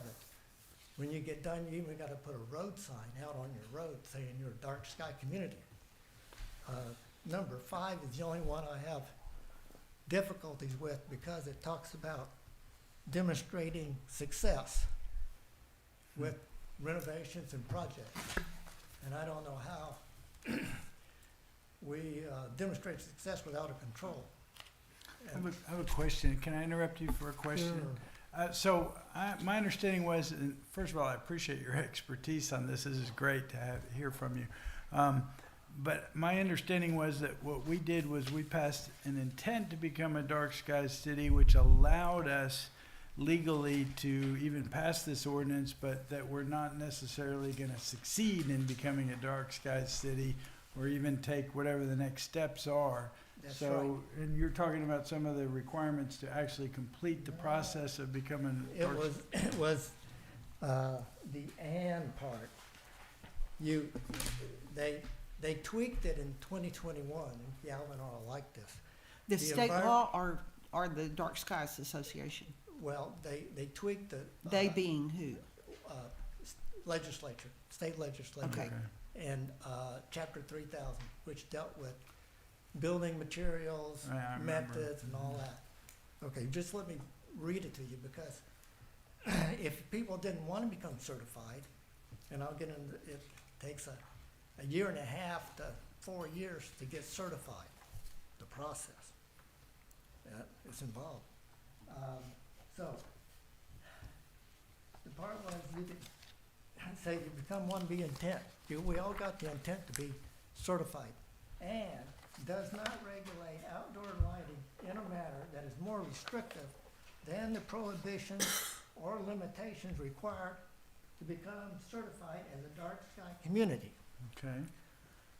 And those minimum requirements, it's not the full requirements, or hopefully you have it. And you gotta have activities during the year, education, brochures. There's even requirement to go measure the sky at night, nighttime brightness, which maybe the policeman can do. But I don't think we have to do any of that because we're not gonna actually become a dark sky city. All that statute seems to say to me is that we're allowed to pass this ordinance as long as we don't impose more limitations on homeowners than this model ordinance does. Well, And it doesn't mean we have to go do all this other stuff Yeah. or even get certified as a dark sky city. That's correct. But then, you can only do so much for dark sky if you're Right. serious about it. And Well- mainly, it's shielding, light fixtures. Which is And that's- great, and that's kind of what we're trying to do here is our first step in making things a little bit better, Okay. I think, is what's happening. Well, right now you have nothing. Right, so this is a step, and Yeah. it's a good step. I don't know how many more steps we'll take, but we'll see how Well, this one you goes know, over. I didn't know how much you were aware of all the ramifications of becoming certified. I don't think we're I headed don't down think- that road yet, but, We're not headed We're- down, yeah, we're Okay. taking a baby step here. yep. Okay, well, with Charlie's concurrence that we can shield light fixtures that are not building mounted, we can do those. And try to, milk the intent of the dark sky and pathway, lights. Well, it looks like a lot of good work was done in the whole process here by the committee and P and Z. And if there's any other, is that a change that you're suggesting we make to this proposal that's on the table to add shielding of non-building mounted fixtures as a requirement? Is that an add? And if so, where would it be in the proposed ordinance? Well, I would add on 5, for example, Where- if you want to be controlled by a photo cell, you'll say non-building mounted fixture. And why do we want to accept, I'm not as familiar with the ordinance as you are. Well, I'm just saying, controls is a major part of being dark sky Mhm. compliant. Right. And you have photo cells, timers, Mhm. motion detectors, and so you can have combinations of both or any. But if we want them, they can only apply to non-building mounted fixtures.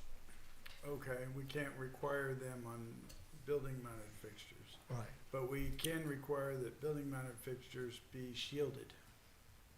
If they're over 1,000 lumens. Okay, over Okay. 1,000 lumens. Well, I think Yeah. we want to do what the proposed ordinance will let us do with the amendments that P and Z is, I mean, that's what I want to do. We Yeah. hadn't had a council for discussion or vote, but I think the problem is it gets so complicated that we can't really rewrite the ordinance very much, or we'll get so bogged down that we won't be able to pass anything. Well, I mean, at council level, because it's already gone through CRCRC and P and Z, and it's really yeah, hard to do the amendments now after all of that. Oh, I don't think so. Okay, I mean, we haven't even got the public hearing yet, and these are just little tweaks. okay, And especially if you're not intent on going through the whole sure.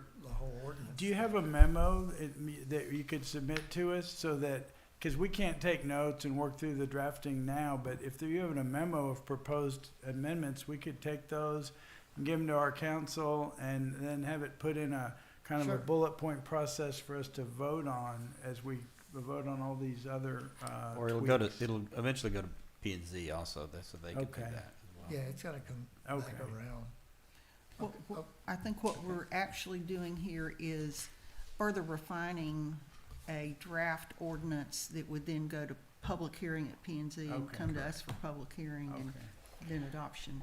Which is a So, good segue. Jerry, thank you. Okay. As always, appreciate your due diligence and your research. Council, so yes, to that point, Councilwoman Brown, I think how I'd like to do, it sounds like everyone's somewhat in agreement with what was recommended on a 6-0 vote by CRCRC. And I'm happy to take other motions, but I would love to first take a motion on acceptance of the recommendations as adopted by the CRC for bullet items 1 through 8 to be rolled into the draft that is in the packet, and then at council's discretion to either have that come back to you all or have it go straight to planning and zoning to enter into their public hearing process. Yes, ma'am. I would agree with you with these exceptions, and I think this is what Councilmember Glasheen also was suggesting, although I don't know about one of them. The one I have concern with increasing the 3,000 Kelvin to 4,000 or 5,000 Okay. for residential lighting, because the 3,000 in today's technology is plenty bright for all our commercial applications. We had no feedback from any of our commercial properties on using that standard. And so I think it's adequate on a going forward basis for replacement lighting for our commercial, for our residential areas. Okay. So that's for those That would following be along. as an exception, That's bullet point 4. bullet point 4. Okay. And then, I know I mentioned before, the string lights, if there is a cutoff at 12 p.m. Okay. And then the third thing would be to add a provision that says that mirrors the commercial code lighting provision that prevents light from transversing across the property line. Okay, so let's do this. Let's treat this sort of like we do on our consent agenda. I'm going to pull the first bullet point off. I'm going to pull the fourth bullet point off. And then you can come back to your added bullet point. But that leaves you bullet points 2, 3, 5, 6, 7, and 8. And I would love to have a motion. Well, I would, on bullet point 1, I would keep it subject to a timer. Well, what I was going to do is come back to you and let you make that motion separately. We're gonna pull it aside and just pass the ones that nobody wants to change. And then Right, come and then I'll back come and- back to and you deal with- on 1, 4, Okay. and your additional one. And I need for you to restate what you're proposing, Mr. Mayor. So my proposal is, since 2, 3, 5, 6, 7, and 8 bullet points seem to have 2, 3, 5, 5, 6, 7, and 8 seem to have consensus, or at least that's what that's the vibe I'm picking up. Since those seem to have consensus, I'd like to get a motion done on that, and then we'll handle 1, 4, and your additional idea. Well, what are you gonna do on 7, because there's not a recommendation there, and I would consider the 2,000 to be, I think that's something we debate when we have an ordinance. Okay. I And, will- and my thought there is, and you're gonna hear me say this on some of these other, is that we keep the more restrictive in at this level, and then, so that people have notice of how, the most restrictive policy might be, and then we see if we get pushed back to lower that, that's as reasonable. opposed to making a guess now and, And I don't have a problem with passing an ordinance that allows maximum fines, because that doesn't mean that we're gonna Yeah. impose maximum Right. fines. exactly. Right. Okay, then I'll pull off 7 as well, and that No, leaves. well, I think you We're leave it saying in. it's okay. Oh, you're saying it's okay. Okay. Right, but their Well, their, but their they're- consideration was to lower to lower it. And we're so saying we we're don't saying wanna lower no. it. So we'll Right. Keep pull it that in. out. Oh, okay. I don't know. I think we're all saying the same thing. We are all saying the same We thing. are. Okay. But I think that leaves us consensus as recommended on bullets 2, 3, 5, 6, and 8. And so, So moved. Oh, sorry. go ahead. Go ahead. I was gonna ask for a clarification on number 2, because it's kind of a double negative and it's confusing what it's saying. Go ahead. So we currently there is in the draft there's a prohibition on uplighting in trees, and they had objections to prohibiting that. They want us to consider allowing uplighting in trees was the discussion, but that was just the way they stated it at the meeting. So they But it's wanted just it a to be- consideration at this point, it is not approving that at this point. Right. Right. Okay. So if this was approved, we would then try to draft some language that allowed that, because that's what they wanted considered, and then that could be considered in the Oh, public hearing I process. misunderstand. Right. Yeah. Well, I- when you're prohibiting, objection to prohibiting, is like, Yeah. Yeah. Yeah, Yeah, that's a I little understand. Yes. strange, but But yeah. I'm for uplighting in trees. So are they. Yeah, That's what they so are. I'm with Mhm. them on it. Yeah. Okay. I can do it if we have a timer Okay.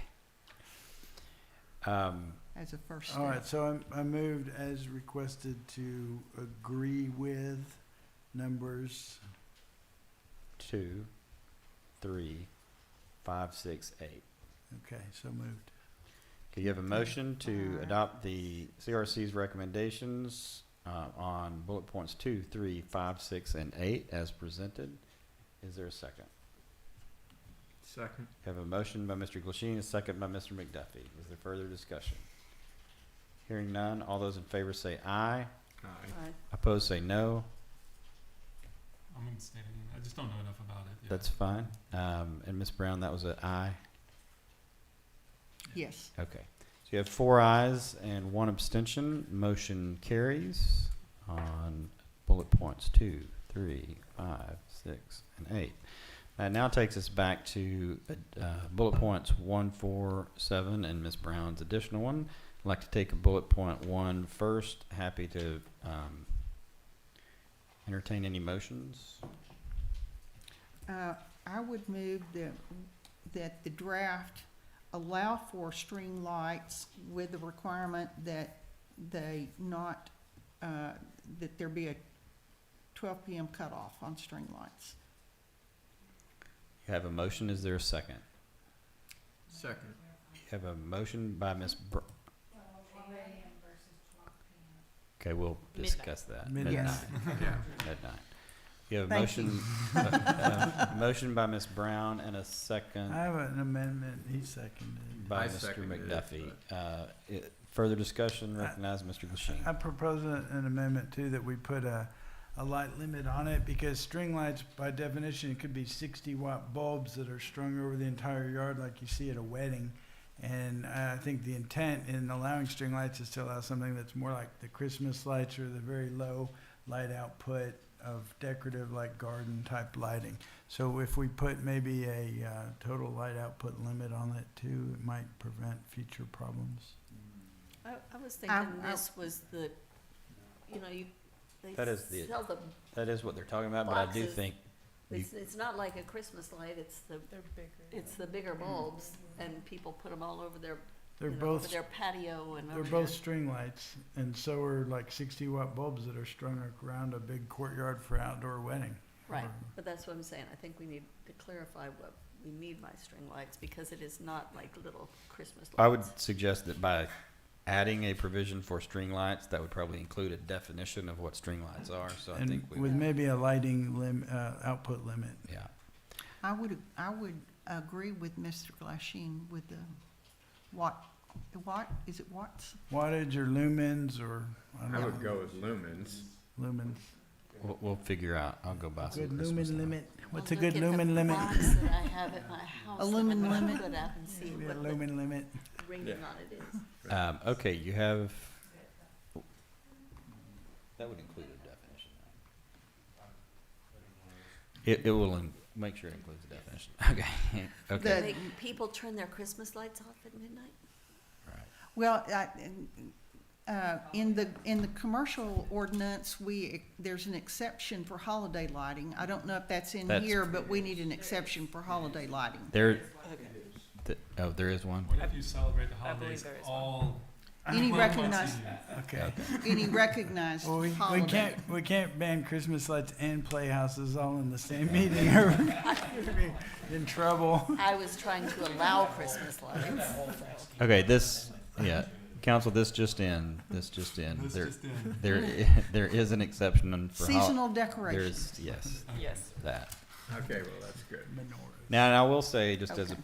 private citizen, I have been known to have a party past midnight, so I would encourage you to go past midnight, but we can draft it the way you want it, and then we can And talk then about if the police that. show up at your party at 12, Yeah. it should be okay. Come on, chief. Give me yeah, exactly. Okay, you have a motion, you have a second. Further discussion. So that was an amendment, I'm sorry. To number one. Mr. Glasheen, that was an amendment to, add the definition and the lumen limit. Did we have a second on that? I think are you good with the holiday exemption that's there? That doesn't That cover the doesn't lumen limit. address my problem with potential, somebody overlighting with string lights. So we did need to have a definition of string lights with a lumens limit. Okay, Yes. then, and we will include a definition, so. Yeah. With we're- a lumen limit and a time limit, Okay. We've 12 got, a.m. we've Whenever got it Off at is. midnight. intent well established. Are you good? We're good. Okay, No you have a Chevy motion. Chase Christmas lighting. You have a motion and a second. Hearing no further discussion, all those in favor say aye. Aye. Opposed say no. Did we accept the amendment? Is that an abstention? No, I'm an aye. I'm an Aye. aye. Okay, there being 5 ayes, no nays, motion carries. Moving on to bullet point number 4, the 3,000 Kelvin should be closer to 4,000 or 5,000. So if there is no motion, then it will simply, well, no, I guess we could, Wanna, like, I need an up or down. What is in the draft is the 3,000. Is that your motion? I recommend we retain the 3,000 limit because you can adequately light at that level. Motion to maintain at 3,000 Kelvin. Is there a second? Second. You have a motion by Ms. Brown, a second by Ms. Hudson. Further discussion? Hearing none, all those in favor say aye. Aye. Opposed say no. Being 5 ayes, no nays, motion carries. Moving on to bullet point 7, to consider whether the up to 2,000 fine is reasonable or if it should be lowered. You have a motion, Ms. Brown. I move we keep the up to 2,000 limit. You have a motion by Ms. Brown. Is there a second? Second. You have a motion by Ms. Brown, a second by Ms. Hudson. Further discussion? I'll just say for the record, earlier discussion was that Ms. Brown is leaving this at that level to provide an upper limit, and if anyone And it's discretionary otherwise. would like to, Right. yeah, it is discretionary, and if Yes. anyone would like to come comment, then they can. All right, any further discussion? Yes, ma'am. Not on that. All those in favor say aye. Aye. Opposed say no. No. There being 4 ayes, 1 nay, motion carries. Did you have further comment, Ms. Brown? On item number, yes, and this would apply generally that we add a provision to this ordinance that would prohibit light trespass across the property line. Is that a motion? Yes. You have a motion, is there a second? Second. You have a motion by Ms. Brown and a second by Mr. McDuffie to add a provision that would include light trespass. My question for Ms. Brown would be, did you say there was language like that that could be tracked from the commercial? Yes, Okay, that's and for it's, staff to utilize some version of that language to And- be tracked. I'm concerned that that's more restrictive than the model dark skies ordinance, which means we're not allowed to do it. Mr. Fleming, do you have an opinion on that question? Chair recognizes Mr. Fleming. Identify yourself for the record. You already have the .25-foot candle at the property line. Are you thinking of, In the residential ordinance, can you point me to that? on mine, it's It's the one you number just- 3. Yeah, just three, bullet point D3. 3. I mean, not bullet point, but number 3. Yeah, D3. I'm sorry. Keep going. It's in the draft ordinance. Well, I'm asking where it is in the draft ordinance. It's in D3, section D3. Exterior lighting may not exceed .25-foot candle Okay, across the got it. source property All right. line. Okay. Motion withdrawn. Oh, look at us. Okay. Good work. Forgot to read the words. Oh, that's great. Okay. All right. Mr. Robinson, did you have a question? Well, are you gonna, is there any more that you're going to? I think that wraps up. Because this I one? guess the number 9 is like, I'd like to kind of discuss that even though it was kind of like recommended as being improved. I mean, to me, like, if all the residents are gonna have to like comply with this, it makes a lot of sense for anything in the park to follow the same standards. The That would- park's covered in the commercial ordinance, so they have those requirements because they're covered by the commercial ordinance. So it's already done. It's already done. Okay. Right, so I And we think, don't have all the same timing issues, do we? Like cutting Yes. off lights at string lights, there's no string light ordinance. Yeah, language. and in fact, the comment, I think staff comment actually is because of what Ms. Brown just said, it's to remove that 9, so you're both agreeing. So it's because the WAC is not zoned residential, recommended. So you're that. saying that they already have to? Yes. With They- with the zoning that we passed, the new commercial, They're subject to the commercial lighting ordinance. Right, so that will come out because Got it. of All, that. all, got it. it covers all properties other than residential. No, it doesn't cover just commercial, it covers all properties other than residential for lighting. okay. That lighting ordinance and that tree ordinance cover all properties other than So residential. do they have a string light, Yeah, that's what I was wondering. a string light? They don't get string Limitation? lights. I don't, They're not allowed.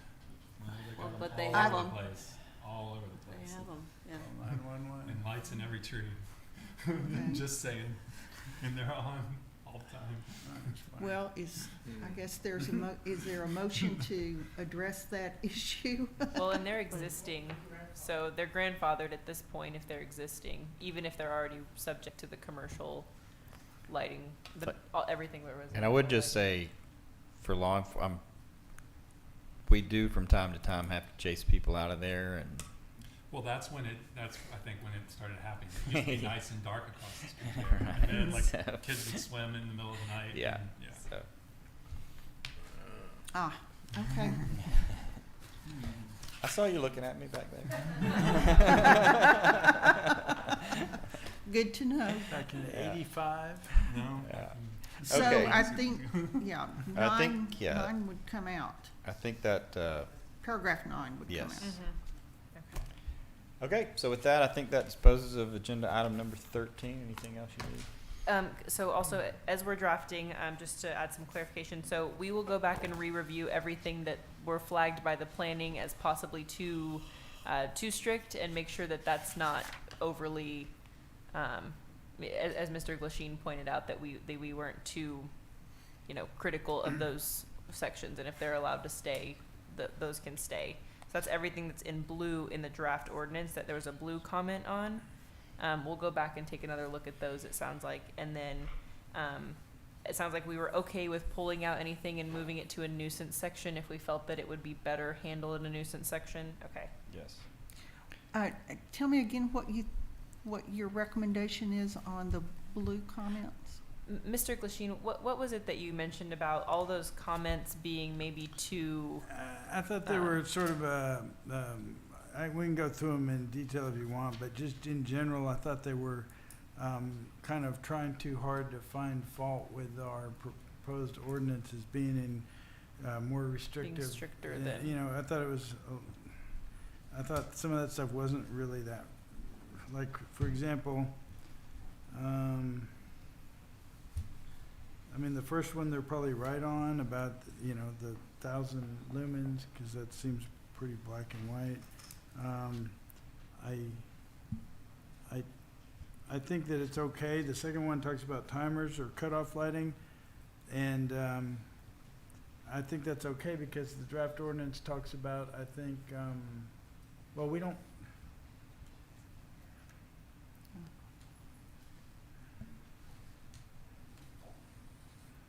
I think you're just saying we'd go back and double check. Yeah, because like those ones that are on motion detectors that go off on a timer after 15 minutes, those are like exceptions to the shielded light fixtures anyway, and I just don't think it's I don't think it's a problem. But yeah, just double check them and make sure. And I would say err on the side of being, a Legal. little aggressive. Like Yeah, legal? Like you would with your taxes, you want to be aggressive but legal. Yes. Aggressive toward dark sky. Yeah, Yeah. like I get the We get it. Is there, last question, do you want this back before council, or do you want to go straight to planning and zoning once it's drafted? And then come back to you? Or go straight to public hearing? How do you want to do it?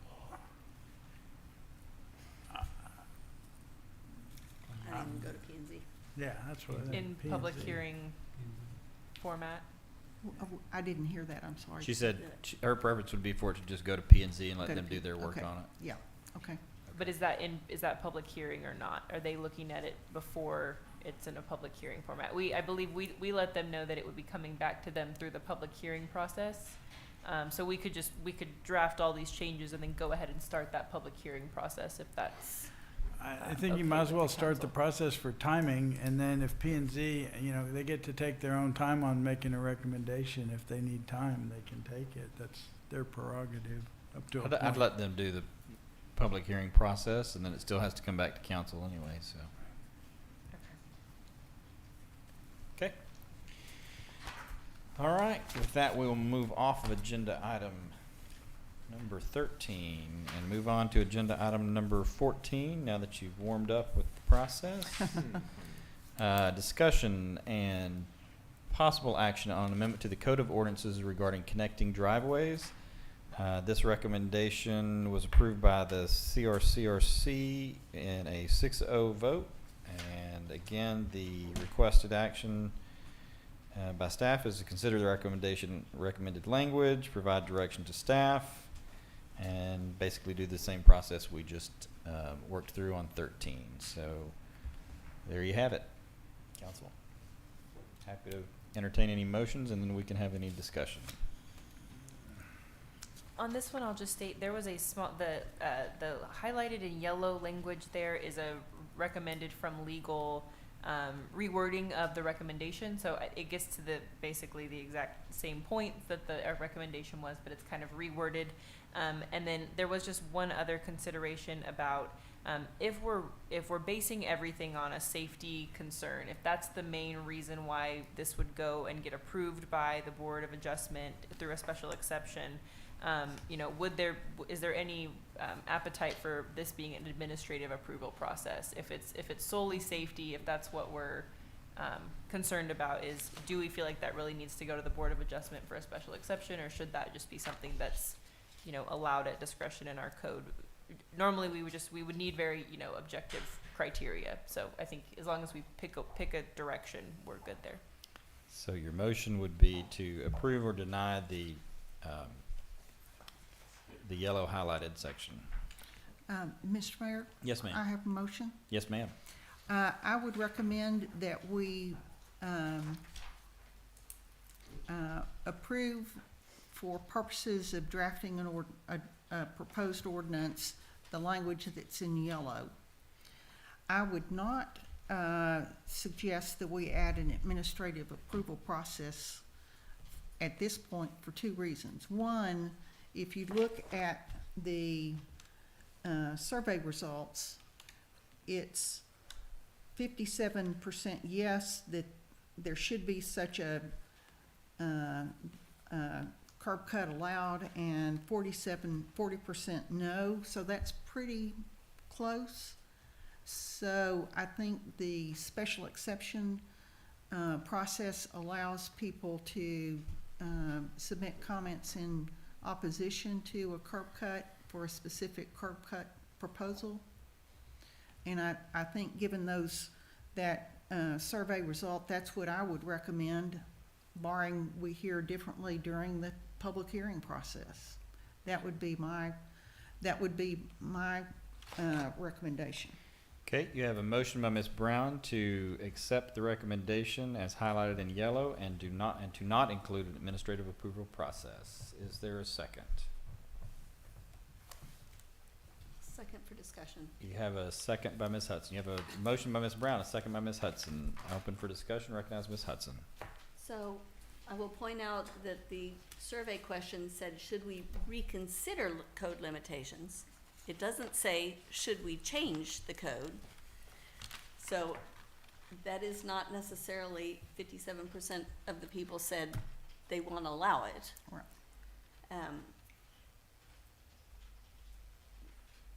I will say that, right, the reason it's in the code now is because it's a safety problem to allow people to go from one street to another. So that's why it's not allowed, is because it's a safety problem. And, so we did allow this. Somebody came in and said that they had a problem getting onto Ashworth because their driveway came in and out of Ashworth, and it's, you know, down the hill, whatever, and they wanted to have, a connecting, so a circular drive like this that went out onto Michelle Circle so that they could go out on Michelle Circle and come up to the stop sign to get onto Ashworth, and they didn't have to back out onto Ashworth. When traffic is bad on Mopac, when I occasionally have to go to my office, or used to have to go to my office, sometimes I come the back way, come down Stratford and come down Ashworth on the way home. And I was coming down that way one evening, and a kid on an e-bike cut across, so he was in Michelle's Circle. He got onto that driveway and shot out onto Ashworth right in front of me. And that is why it's not safe. And because you have those cutting the corner, you have stop signs that are then circumvented. People can shortcut and avoid the stop sign. It's a safety problem to have a driveway that cuts across the corner. So I asked my transportation engineer friend about this, and his comment was that it are not recommended because it's a safety hazard. Is that for any circular driveway or just corner circular? The corners, Just the corner cutting the circle. corners, because it's the intersection that you have people coming from Cutting through. another street that you can't see. I mean, because it can be coming from behind you if it's coming on that, you know, from that other street. And So, I believe we currently allow the circle drive on a single street. yes. That is but- allowed, so it's just, I'm this just- would be, oh but yeah. not on a, Not as familiar. and another one that we have, that's been there forever, comment is that people assume that that's like a public sidewalk. And so they Mhm. have people walking and kids driving bikes across their driveway to cut corners, and people walking across like it's a sidewalk when you can cut the corner. And so it's, I think not recommended. Okay, further comment, questions? You have a hand in the audience. Recognize you, come on up, identify yourself. Dave Bench, 1 Randolph. This is the third time that we have brought this to city council. And the first time, it was simply just trying to get the ordinance changed to allow the cutting across 2 streets, because I've been to several, two, BOA meetings where people were turned down for what I thought were bad reasons. And the reason why they were turned down is because the ordinance says that you're not allowed to do it. And they could not demonstrate, the people could not demonstrate hardship. Hardship's tough, particularly in a thing like this. Brought this to city council, was asked to confer with the police department about what would be acceptable. Went back to the police department. Chief Munoz, we decided that it could be okay, provided we were 30 feet back from the corner curb. Okay, the police would support this. I brought it here, I heard the same argument that I'm hearing right now, that someone in TxDOT or traffic safety, I don't know who, doesn't think this is a good idea. So I'm thinking about this some more and think, okay, wait a minute. There's safety and there's safety. Some situations are more unsafe than others. If we have a rule there that does not allow this in any case, then some safety consideration cannot be made. Some special safety consideration can't be made. All that we're asking for here is the ability to give BOA the opportunity to weigh in on this and make a decision as to what level of safety is more important, or what is the more dangerous situation. And some of our streets are, in fact, pretty busy. And we do have a lot of children here, and it's true, there could be cut-throughs. But on a day-to-day basis, for a resident in their own property to be able to allow their children to be able to use a driveway that cuts across two streets so that they don't have to back out, and allow BOA to weigh in on it, I think is perfectly reasonable. I think it's the way to handle it. Thank you. Thank you, Mr. Bench.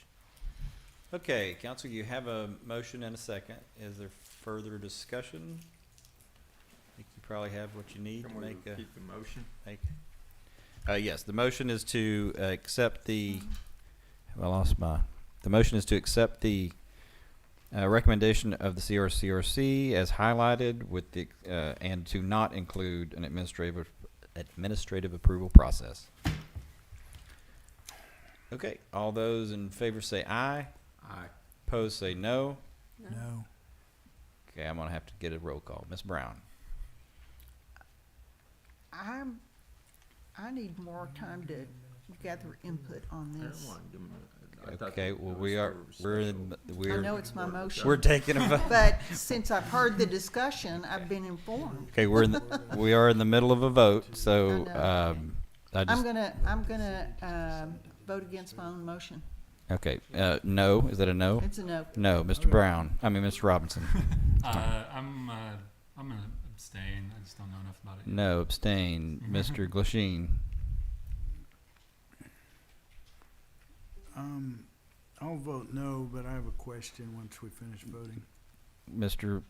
McDuffie. I'm voting yes. Ms. Hudson. No.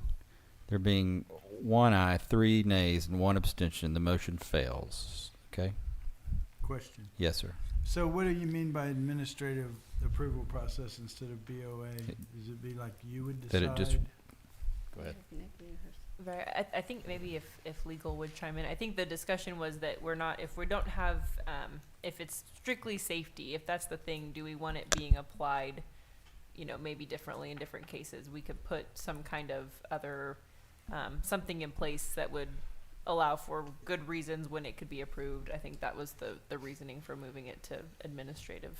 Yeah, you would, I personally, as the attorney for the governing body, am not a fan of just a general show us some safety issue and then let any body by I mean the zoning board of adjustment, then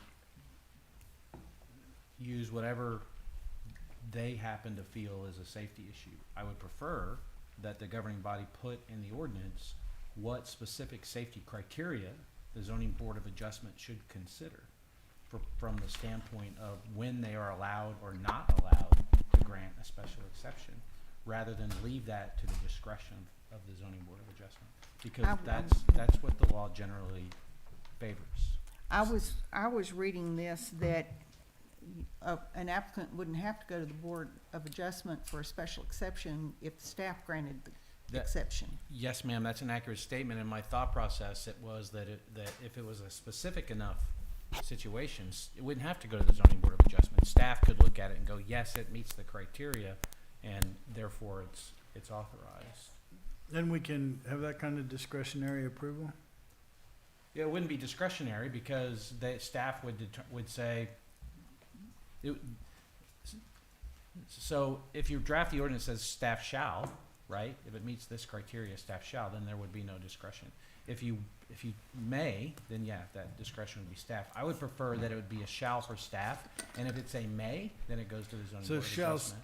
Staff shall allow it if what? If Yeah, it's not dangerous?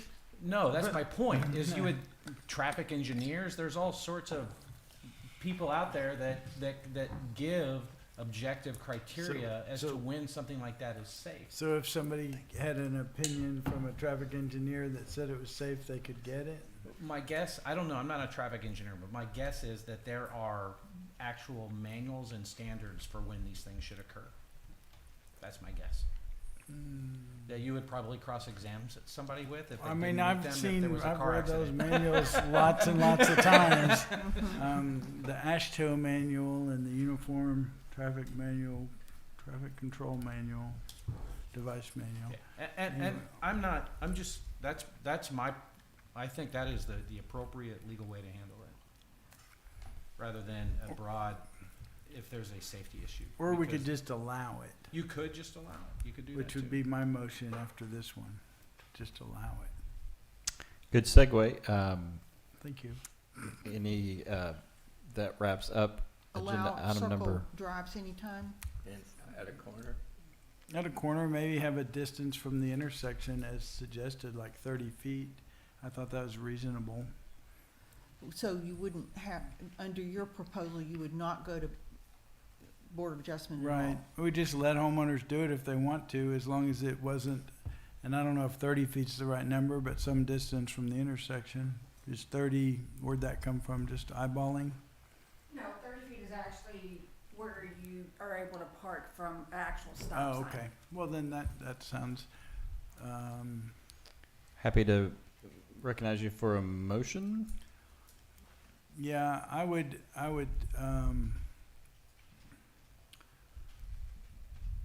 you know, a typical driveway might be if it's 10 feet across. If it was 20 feet from the corner, then it's still, that puts the car, 25 feet for the middle of the car. So as far as safety goes, I don't know if we need a full 30, maybe 25 feet. Do you see what I'm saying? I think 'Cause if state you make law, I it think 30, the you can driveway itself clarify. is, Right, so we did 30 between- because that is actually the state statute of where a vehicle can be parked from. So, kind of use that as a guide of being able to visually, we don't want a car being able to visually be hindered by another vehicle, basically. right. And so that's where we wanted to stick with the statute of 30 feet. Okay, and that, you think that works on lots if they wanted to put in a driveway? Probably. No. That I would have. That would be up to the Flag. homeowner, yeah. Okay, well, I would, then my motion would be, thank you, I appreciate No the problem. explanation. My motion would be that we approve the, that we allow them to put in their, cut-through driveways as long as they are 30 feet from the, intersection corner. You have a motion by Mr. Glasheen. Is there a second? Second. You have a motion by Mr. Glasheen, a second by Mr. McDuffie. I don't know that you need further discussion, but you can have it if you need it. Okay, hearing none, I'll just start with a roll call vote so we can get it right the first time. Ms. Brown? I am a no on that because I still need, I'm hearing competing, I'm hearing competing interests on this, and I'm not able to form an opinion that that would be safe or unsafe. Mr. Robinson? No, for the same reasons. Mr. Glasheen? Yes. Mr. McDuffie? I'm a no for the same reason.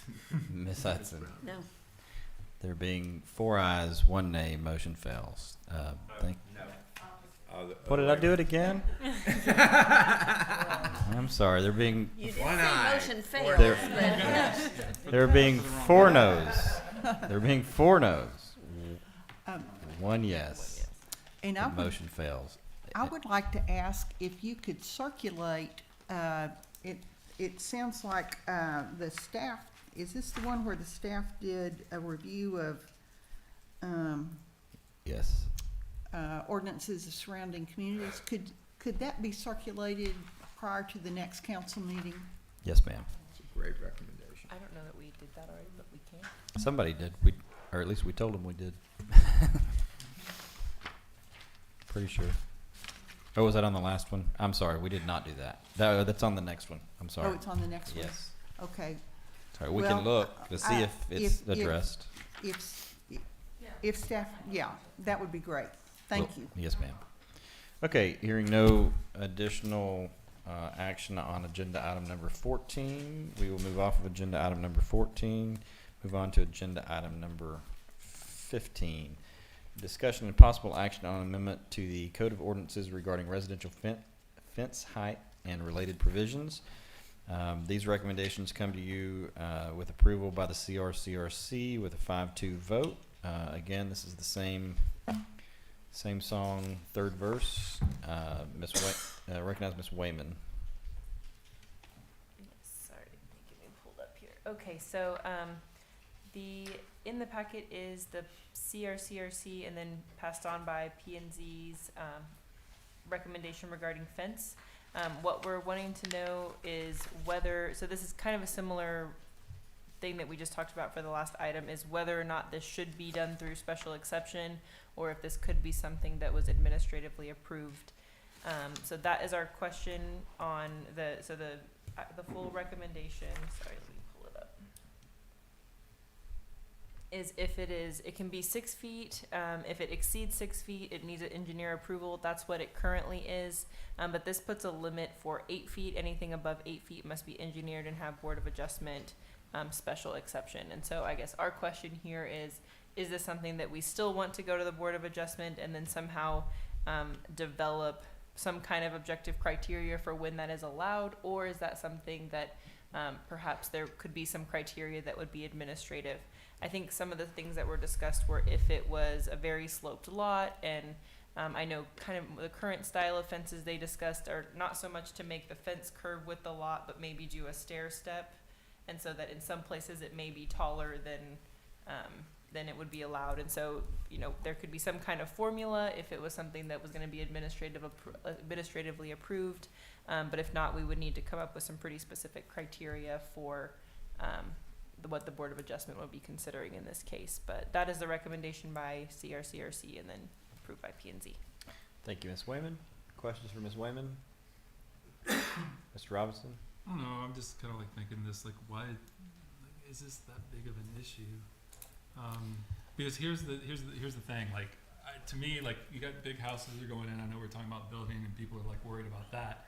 When you have a big house and they put like a little 6-foot fence down and you're talking about like intrusive to adjacent neighbors, well, like, what makes it even worse is like having a short fence. I'd rather have like a tall fence to block a lot of it. I don't know, it's just, it seems like we're going one way, we're kind of going opposite on this, like smaller, shorter fences. I mean, I don't know, it doesn't say that you can't have a tall fence, I guess, but you do have to go through the Board of Adjustment to get one now, whereas before you didn't. So I'm just trying to see what the issue is, because like a neighbor could put a tall fence in and that would upset someone behind them. I mean, I don't know, just trying to think through, because like I have a big house behind me and I would have preferred them to build a much taller fence than the 6-foot fence that they did. So I don't know. That's just my perspective on it. But Okay, good comments. Any other comments? Ms. Brown? The sentence, as I recall, and correct me if I'm wrong, but the sentence regarding the fences exceeding 8 feet came from P&Z. This was P&Z's addition to the recommendation, as I recall. And I think they had some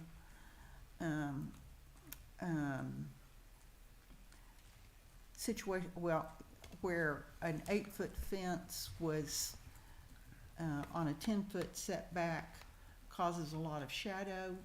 You know, there were various issues where no one rule was, where the 6-foot, you know, today there's not a limit on the height of a fence, and they were thinking we need some limit and came up with, they realized there was a gap between 6 feet and 8 feet that's kind of a no man's land in this language, but they wanted to get comment back on the 8 feet. And so my recommendation would be to go with it as it came back from P&Z, so we get comment from the public about whether they're in agreement, not in agreement with 8 feet, and there's more consideration given. But that didn't, am I right about that? That came from, You know, that came from P and Z? I think it was in the original proposal from CRCRC, but I think that they discussed it and then wanted to add something, and then we all went back and said, wait, there's already something in there for if it's over Yeah. 8 feet. So I know they discussed it at length, but I think this is exactly how it came from CRCRC, I believe, this recommendation. And But they the- did talk about it a lot. Yeah, and the engineering is that once you get over 6 feet, you need a professional to design it, because it can fall down. There are instances where there are fences taller than 8 feet that weren't properly engineered, and neighbors have had concerns. I would go with it as it is and get more comment from the public and. Was there discussion around, what if it's an 8-foot wrought iron fence? Would that still have to be engineered? They didn't touch materials because the item language was fence height and related provisions. They didn't go into if any different materials would or would not require. Hey, Bench, we said that we would bring that back to the next meeting because that wasn't specifically Properly posted. mentioned in our packet, so we didn't talk about it. Because my thought is, because you can do an 8-foot wrought iron, but if you called an engineer to engineer that, I think they would look at you like you were crazy. Yeah, my comment on this, and, you know, I built fences in college. That was one of my side jobs with my lawn mowing business, so, I can tell you a little bit about how to build a fence. Dig a post hole, get a post hole digger. But anyway, I wouldn't have any problem allowing up to 8 feet and I would do away with the engineering requirement to go to 8 feet. But I think anything above 8 feet, you should have to go to BOA. That's the way it's over 8 feet engineered. Well, it says that you're allowed standard up to 6, and then it says anything above 6 up to 8 has to be engineered, but it doesn't say why you would be allowed to go above 6, which Okay. doesn't make any sense see to now. me. I'm It doesn't, sorry. it doesn't say it has to be engineered. It says it has to have a certified engineer approval. So if somebody says, I'm gonna put in a wrought iron fence, and they go, yeah, at 8 feet, that's fine. They don't have to engineer it. But we have people putting in cinder block walls on their property line, and Yeah, no, that and we do Is require this- those to be engineered over safety hazard. over 6. Those, Yeah. we do require engineering. That makes sense, I mean, for code, but I don't want to tell people they have to engineer a wood privacy fence that's 8 feet tall. That's dumb, in my opinion. Now, maybe I'm just wrong, but it just seems like, leave them alone, let them build a fence up to 8 feet. If they need to go above that, go to BOA. BOA. That would be my motion, or maybe not a motion, but my view. I am in the market for motions, but go ahead, Mr. I- McDuffie. Tend to agree that 8 feet seems to be kind of a standard that I see quite a lot, but back to Brooke's point, if we leave it at 6, but then get more community input, But that wasn't I believe the on this page, you know, the overview of proposal is that is what I would recommend go forward without the suggestion that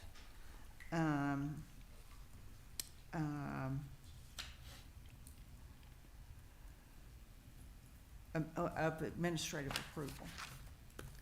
That anything over 8 feet would require a special exception and must be engineered. That Well- is the recommendation. I would go that I with, agree with, but I don't agree with all fences that exceed 6 feet in height should require engineer approval. I agree that I see people build 8-foot fences. I don't think an 8-foot fence should need an engineer's approval for an 8-foot fence. yeah. but- I'm just going there with what came from CRCRC No, I and get it. P and Z. So my motion would be to amend this to say that the standard, see if I'm reading this correctly, the standard fence height that's allowed would be 8 feet, and do away with all that, 6 to 8 foot stuff about engineering and then say anything above 8 has to go to Board of Adjustment. Is that a motion? That's Second. a motion. Okay. I can, You I have can a- do that. You have a motion by Mr. Glasheen and a second by Mr. Robinson. I'm gonna restate the motion as I understand it. Let me know if I'm wrong. The motion is to approve the recommendation that the standard allowable fence height is to be 6 feet from natural grade, striking the words, all fences exceeding 6 feet in height will require certified engineer approval, and maintaining the language fences exceeding 8 feet must be engineered and have board approval, special exception approved based on privacy, safety, and continuity. Is that your motion? Yeah, I think you said that 6 foot would be the standard, and I would change that to 8 foot is the standard. Yes. Because it's a standard allowable. Okay, so would now read the standard, your motion is the standard allowable fence height is 8 feet Correct. from natural grade off, and then striking the next sentence. And then We fences modify exceeding it 8 to be feet. Up Okay, to 8 feet. that, Mr. Mayor, I wanna make sure that's his motion. That's your motion, Yes. and that's your second. That's my side. Now you recognize.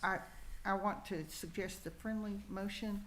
The Okay. standard allowable fence height is up to 8 feet, so you could be below Yeah. that. Yes. You accept that amendment? Yes. Now reads the standard allowable fence height is up to, and strike B, is up to 8 feet from natural grade. Okay. Got it. Any further discussion? I'm Hearing, just concerned that we don't have any definition of materials in here.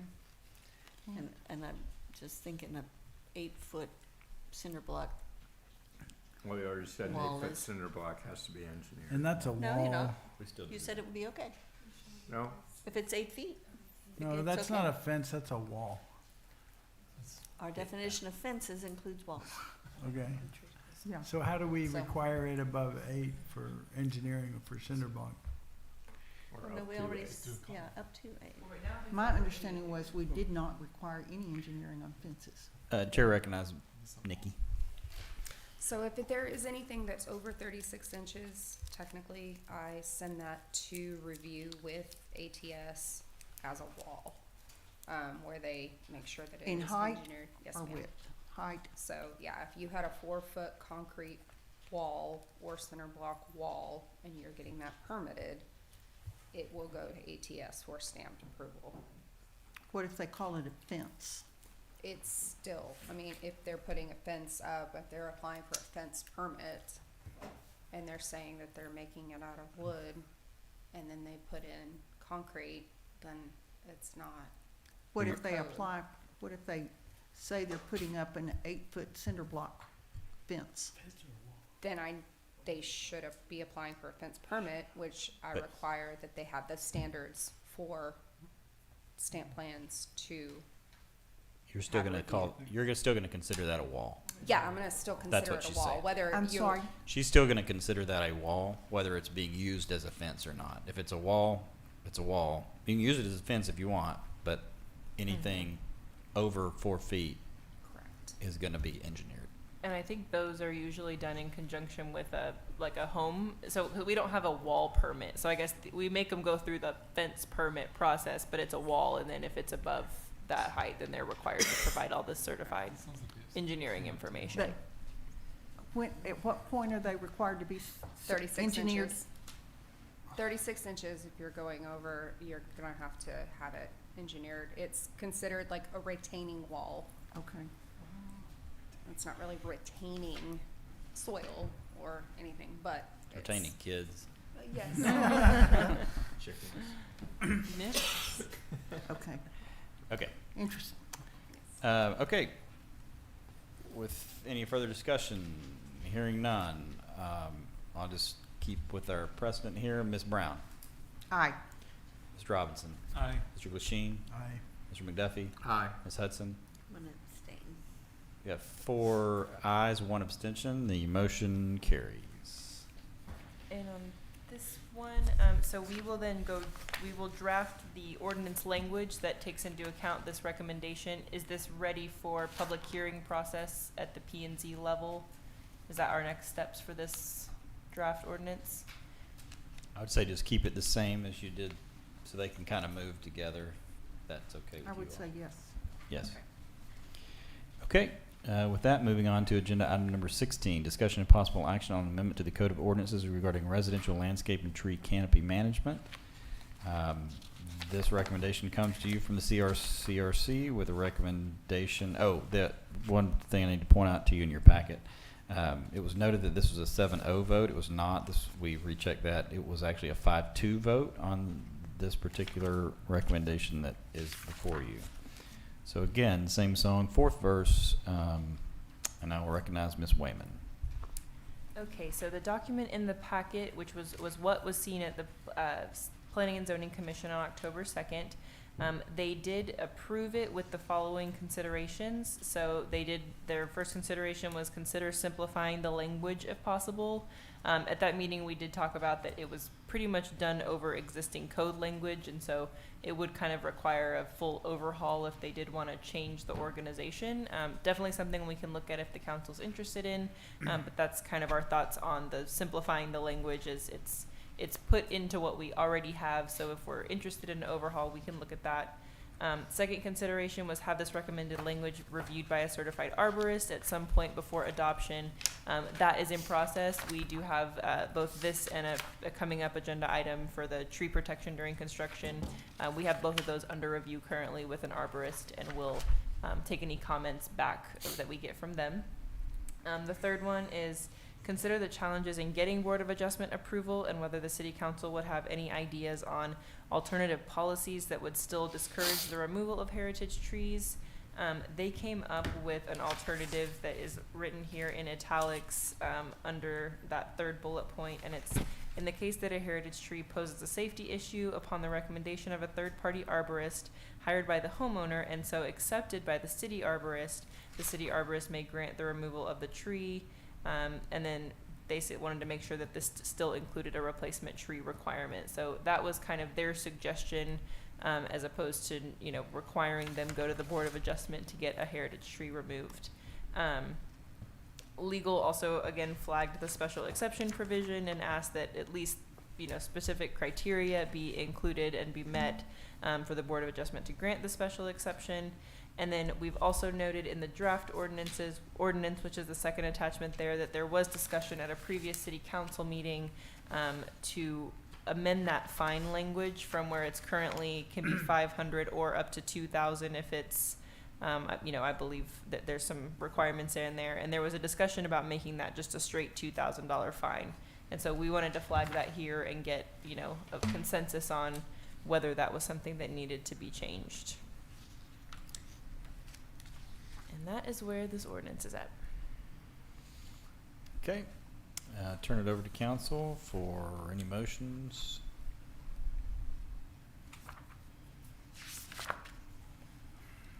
Well, a little discussion, right? Sure. So I liked the ordinance. They did a lot of good work on it. I thought it was great work. And I think we might end up wanting to tweak some of the ordinance, but we can do that after it comes back from P&Z, right? You can. So I would, given the late hour and all, I'm not sure how much of the tweaks we want to get into now, but do we? I think there's really the two that we're really looking at, and it would be the whether or not we wanted to do some alternative policy that discourages removal of heritage trees, and then the fine language. I think those are really the kind of the only two open, and the special exception, but that's kind of part of that discussion on heritage trees. So those are really the two sort of decision points. And we could take that first one if you wanted, that compromise language in the case that a heritage tree poses a safety issue upon the recommendation of a third-party arborist hired by a homeowner and so accepted by the city arborist may grant the removal of the tree. This would still include a replacement tree requirement. Well, I think that's a good proposal. I was thinking about amendments like, the size of the tree that we define as a heritage tree. We had some discussion about that the other day. I think it's 24 inches in here. As a diameter, I believe, and I've seen other cities use different numbers and have circumferences that translate to similar numbers, but I've seen them at 20 inches, and I didn't know what we want to do about that. And then I think there, might be more, protection for other trees that are in the setbacks that we don't really necessarily have in here that we might want to consider. And I don't know if we want to take up those kinds of issues tonight, or if you just want to deal with the enumerated issues in the memo. If we're dealing with just the memo, yeah, I like that alternative language about the tree posing a hazard and a safety issue. That should definitely be in the statute, I would think, I'm happy to try to at least dispose of that question first. If you wanted to make a motion on that one, we can see where we are and then, I have discussion on that point. okay.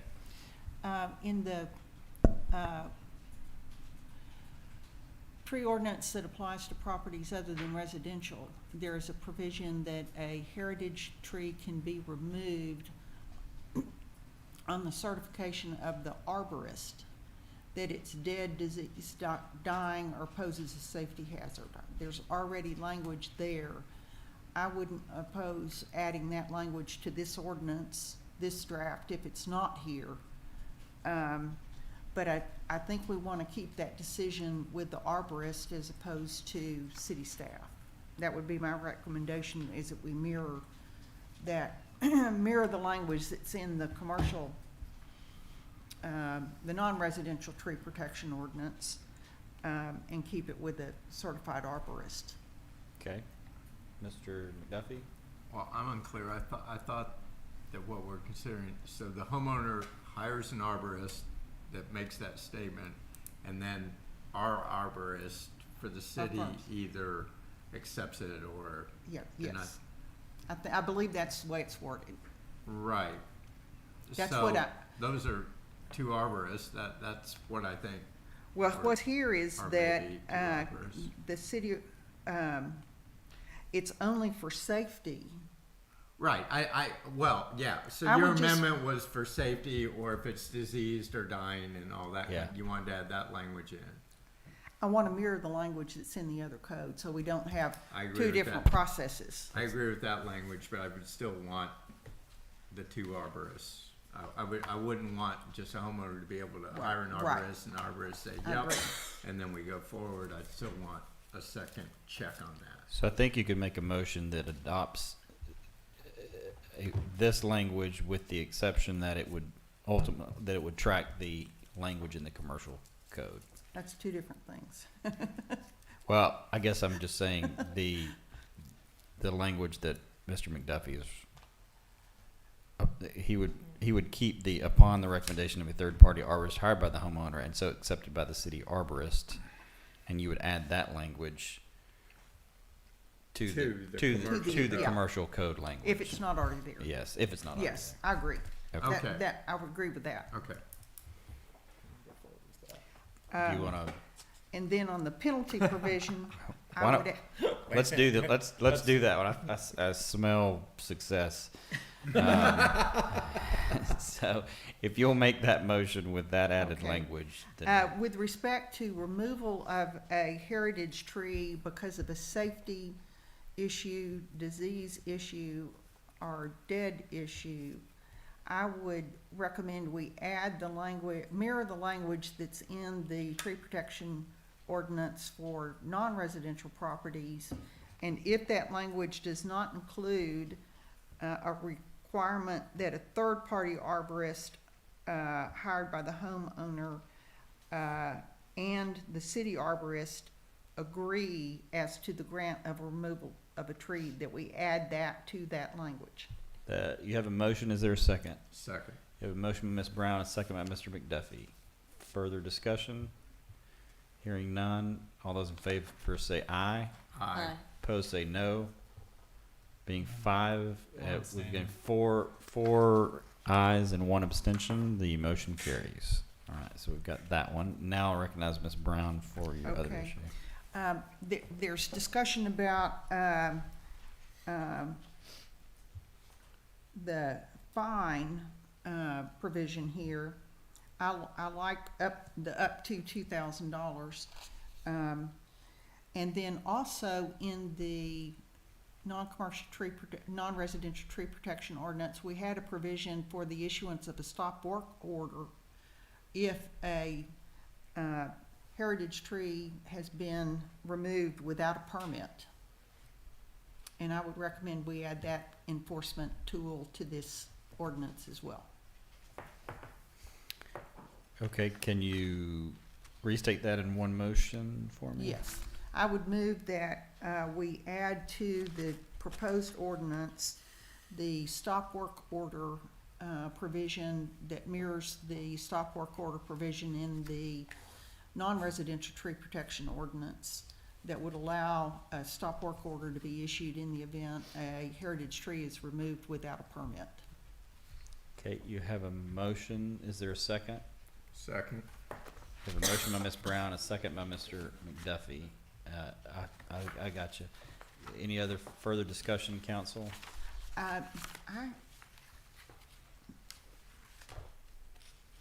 Not on that point. Okay.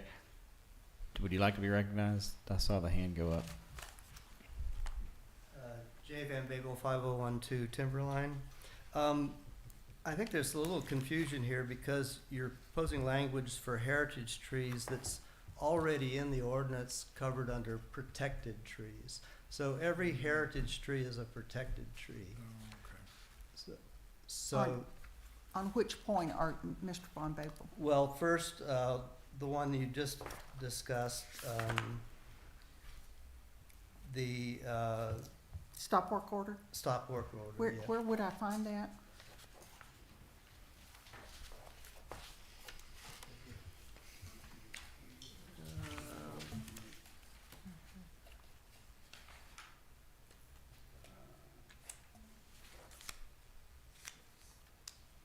It's Yes, on I page found 13 of the draft ordinance, the last page. Yeah, it's 106. And the line number? Oh, it is line number Uh, 505, it looks like. Yes, 505. The building official shall issue a stop work order in connection with any permitted development of the property from which a protected or heritage tree is removed Okay. upon the occurrence of violation of the subdivision. Oh, does a violation of this, so that would be, include, removal without a permit? Right. Okay.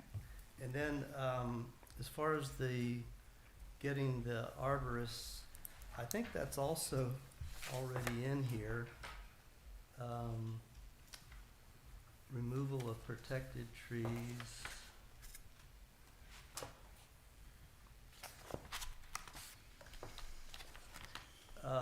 So it's line 217.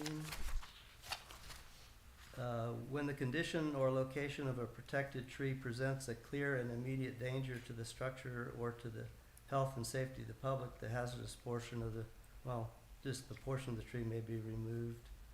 But that could be the whole thing, if the whole thing was right, Mhm. so. But it doesn't say anything there about the, It The- doesn't say you have to the- get an arborist. Yeah. to- Arborist Yeah. approval. And that might be where we would add in Add that that in, language. That's a yeah. good location Yeah. for where that might go, 217-ish. Thank you. That's good. Thank you so much for the Trying to clarification. simplify the language. Yes. It's difficult when you're Well, just and I was just reading the underlying language because I thought this was as amended to the current tree protection ordinance, so thank you. Okay, I think that gets us to the final decision point on this one, which now that I've turned to Oh. page 13, beginning on line 491. Page 13? Page 13, beginning on line 491 is kind of our last decision point. There was some discussion about increasing, let's see, notation 9/18/2024, City Council meeting. Councilmember McDuffie suggested to raise the fee to 2,000 for any offense. So is that the last? That's it, yeah, we would just remove any reference to the $500 and remove, like, basically just say it's a Class C misdemeanor punishable by a fine not to exceed 2,000 and remove that intentional versus not and just treat them all as a $2,000 offense. Or not do that. Or not, But right. that is the question point, Mhm. the question.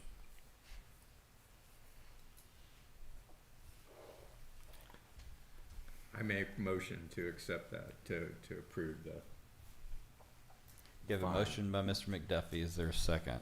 Second. You have a motion by Mr. McDuffie, a second by Ms. Hudson. Is there discussion? You know me, I've voted against a lot of those like fine increases in the past, so I'm probably more comfortable with it being at 500. But it's just me. Okay. Further thoughts? Hearing none, all those in favor say aye. Aye. Aye. Opposed say no. No. There being 4 ayes, 1 nay, motion carries. Is that, I have one comment, yes, ma'am. or two comments, on the way this is drafted and things that are not included in the memo. On line 211, 211? yes, 211, it says, it's talking about a heritage tree removal, special exception will not be required for heritage trees removed from the proposed building footprint area. And I wanna make sure that we are not allowing people to cut down trees in a proposed building area, but only in a permitted building area. Because we have people that turn in building plans, and that's their proposed building, and it doesn't comply with our code. And so if you let them take out those trees and then you come back and go, oh, rats, you know, we can't build it that close, it has to be back here, we could get that tree, but the tree's gone already, then, we need to make sure, and I had a hard time swallowing all of this, like drinking from a fire hose, but, we need to make sure that we don't allow the trees to be removed when we have a demolition permit. That the trees have to be removed after the building permit is issued, because it's way easy to come in there with a backhoe and wipe out the building, wipe out the trees, take out everything. break everything. And then if you don't know where you're putting the house back in, and you've already taken out all the trees, you can't get them back for a really long time. If you So- change proposed to approved, though, that would take care of that, right? Yeah. Right. Yes. Yes. Yeah, that's a good catch. I think got And I- consensus That's on only that. applies to a heritage tree. Well, I don't know if that's the only place that it needs to be changed. That's the Should- one that Should caught probably, my eye when I was reading through probably this. apply to all protected trees. Yes. We got some Yes. help from on that. I'll recognize you for a motion. Is it already I in think there? we have a comment from our resident expert, Yeah. Mr. Babb. Well, that provision is just for heritage trees. So if you're going to remove trees from the buildable area not in the approved or permitted building footprint, then you don't have to go through all this. You don't have to get a special exception for removing protected trees that are between 12 and 24 inches in diameter. Right, but you have to have a permit. Yes. And like I said, this may not be the only place where that has to be changed. But just in concept, I wanna make sure that what we are authorizing I see what you're saying. is for only removing the trees from that you apply the code for what's within the buildable area and what's outside of the building area after you have an approved building permit. Because until that point, you don't know which ones are in and out. Right. So we don't want them to have a tree removal permit until they have a building permit is what Yeah. we're saying. Right. Right. an approved building permit. So Right. the people can't come in then and just take down an old tear down house and remove the trees at that time. And clear, right, and clear That's, the lot. yeah, that's, sounds like a good idea, but it's not in the code at all, you know, Well, so. I- Oh, and that's what I she's know. requesting, Okay. yeah. Yeah. 'Cause even if Because we I've, just I've say- seen that happen, and then Yeah, that, it's a and then good- the house, I think we need a motion. and then the lot sits vacant for We do. That's a good years, idea. and the trees could have been Right. doing their thing that whole time. I think we need a motion. Do you have a motion you wanna make on it? What'd you think? For heritage and Go ahead. or protected trees. So we are passing this on to P and Z Yes, ma'am. for review. Okay, I move that we ask P and Z to consider requiring that tree removal permits can only be issued once an approved building permit has been obtained. And in so doing that, we'll roll that language into this draft, correct? Yes. Okay, that's your motion. Is there a second? Second. I have a friendly amendment. I have a motion and a second, but I'll listen, yes. Okay, my friendly amendment is not to ask P and Z to add that provision, but to add that provision to this draft. That's, P and Z will have an opportunity to comment on it, yes or no, or change. But we'll have language in there going to P and Z, and we'll be a little bit more of a step ahead. that's actually, that's what I was saying. That's fine. Okay, you have a motion by Ms. Hudson and a second by Mr. McDuffie. All those in favor say aye. Aye. Opposed say no. Being 5 ayes, no nays, motion carries. Quick question, what about a tree removal aside from a building permit? So if they're trying to remove, I think we currently, I'm trying to figure out how to explain this. I think we currently talk about buildable footprint area versus not, and I think that's yards or setbacks versus what's not in the setbacks. What if they want to remove one that's in, so we're saying no more anything, if it's not under your home, if you have an existing home and you're just wanting to remove a tree, that is your new buildable area, and everything outside of that cannot be removed. Is that what we're saying?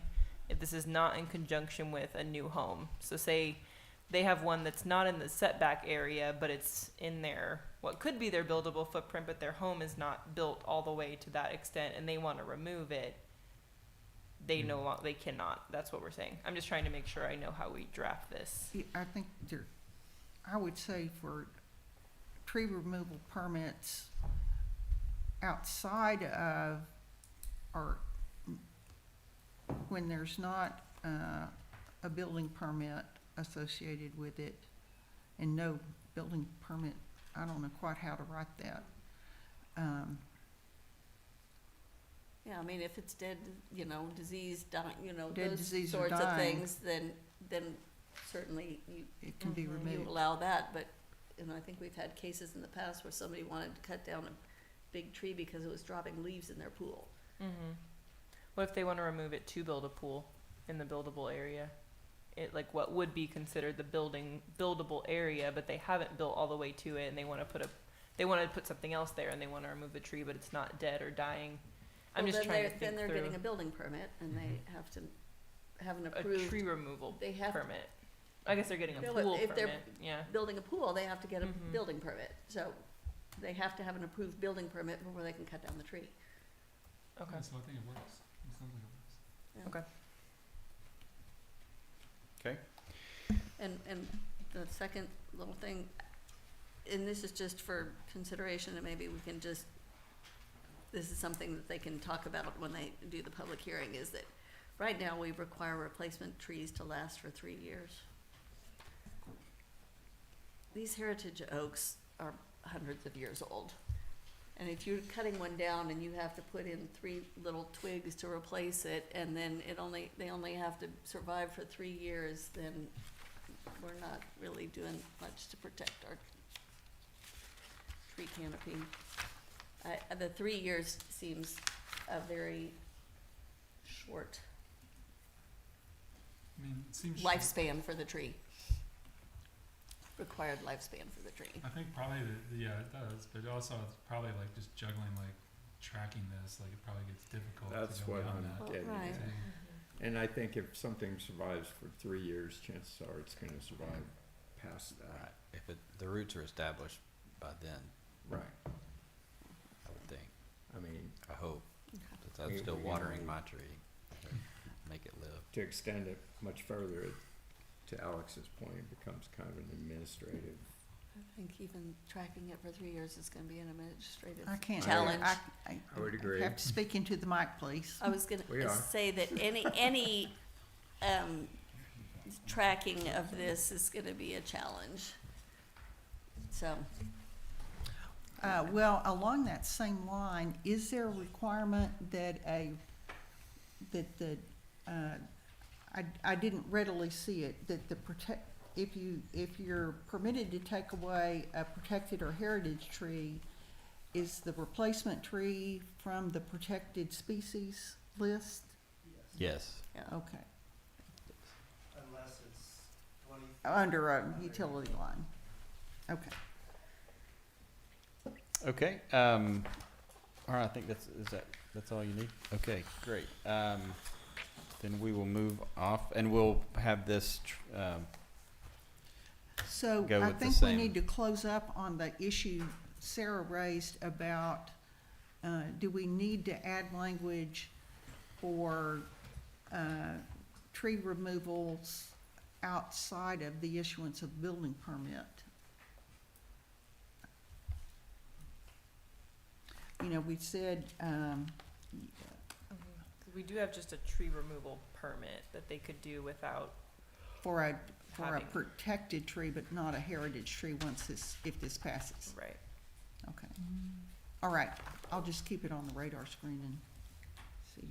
And we'll do our best, we'll incorporate that language for the public hearing, and you'll see it then in the code. We'll highlight, everything we've made as a Okay. change today going forward, so that way we can look at it all specifically. Well, and will this be redlined to the existing tree ordinance? So that is what the draft in the packet is redlined to that, so this would just be additional Okay. red lines to that, but we All would, right, we'll make comments about anything that's changed from this draft to when it goes to public hearing.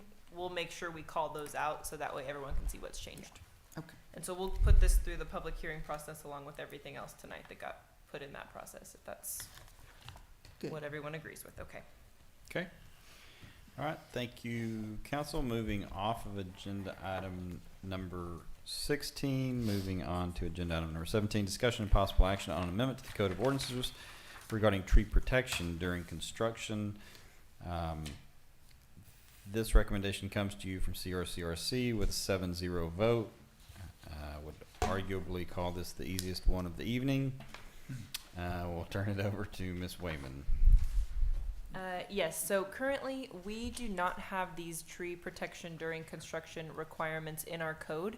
They are followed. We give builders the City of Austin standards, and they generally follow them, but we don't have anything in our code to actually provide that enforcement arm.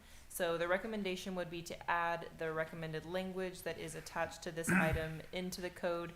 The only slight change is when this was discussed at the CRCRC level, they talked about putting it in chapter 107 because that is where they are tasked with making these amendments. This is more of a during construction, so there was a recommendation to place this as opposed to where it is shown here in section 101-256, which is during your actual construction process. That's where that is regulated with the title tree protection requirements.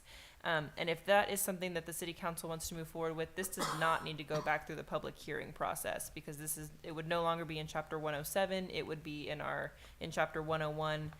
So it could actually be, you could direct us today to go back and do an ordinance and bring it back next month at the city council meeting. It does not need to go back through the public hearing process. And that is where we are at. This, I will say, they did also recommend that this be reviewed by an arborist at some point in the process, and it is also in that same process with the other tree ordinance. It's being reviewed currently by an arborist, so we hope to have some information in the next week or so on any feedback from them. Mr. Mayor, Yes, ma'am. I would move that we recommend that this draft tree protection during construction language be put in ordinance form and brought back to the next city council meeting along with any recommendations from the city arborist.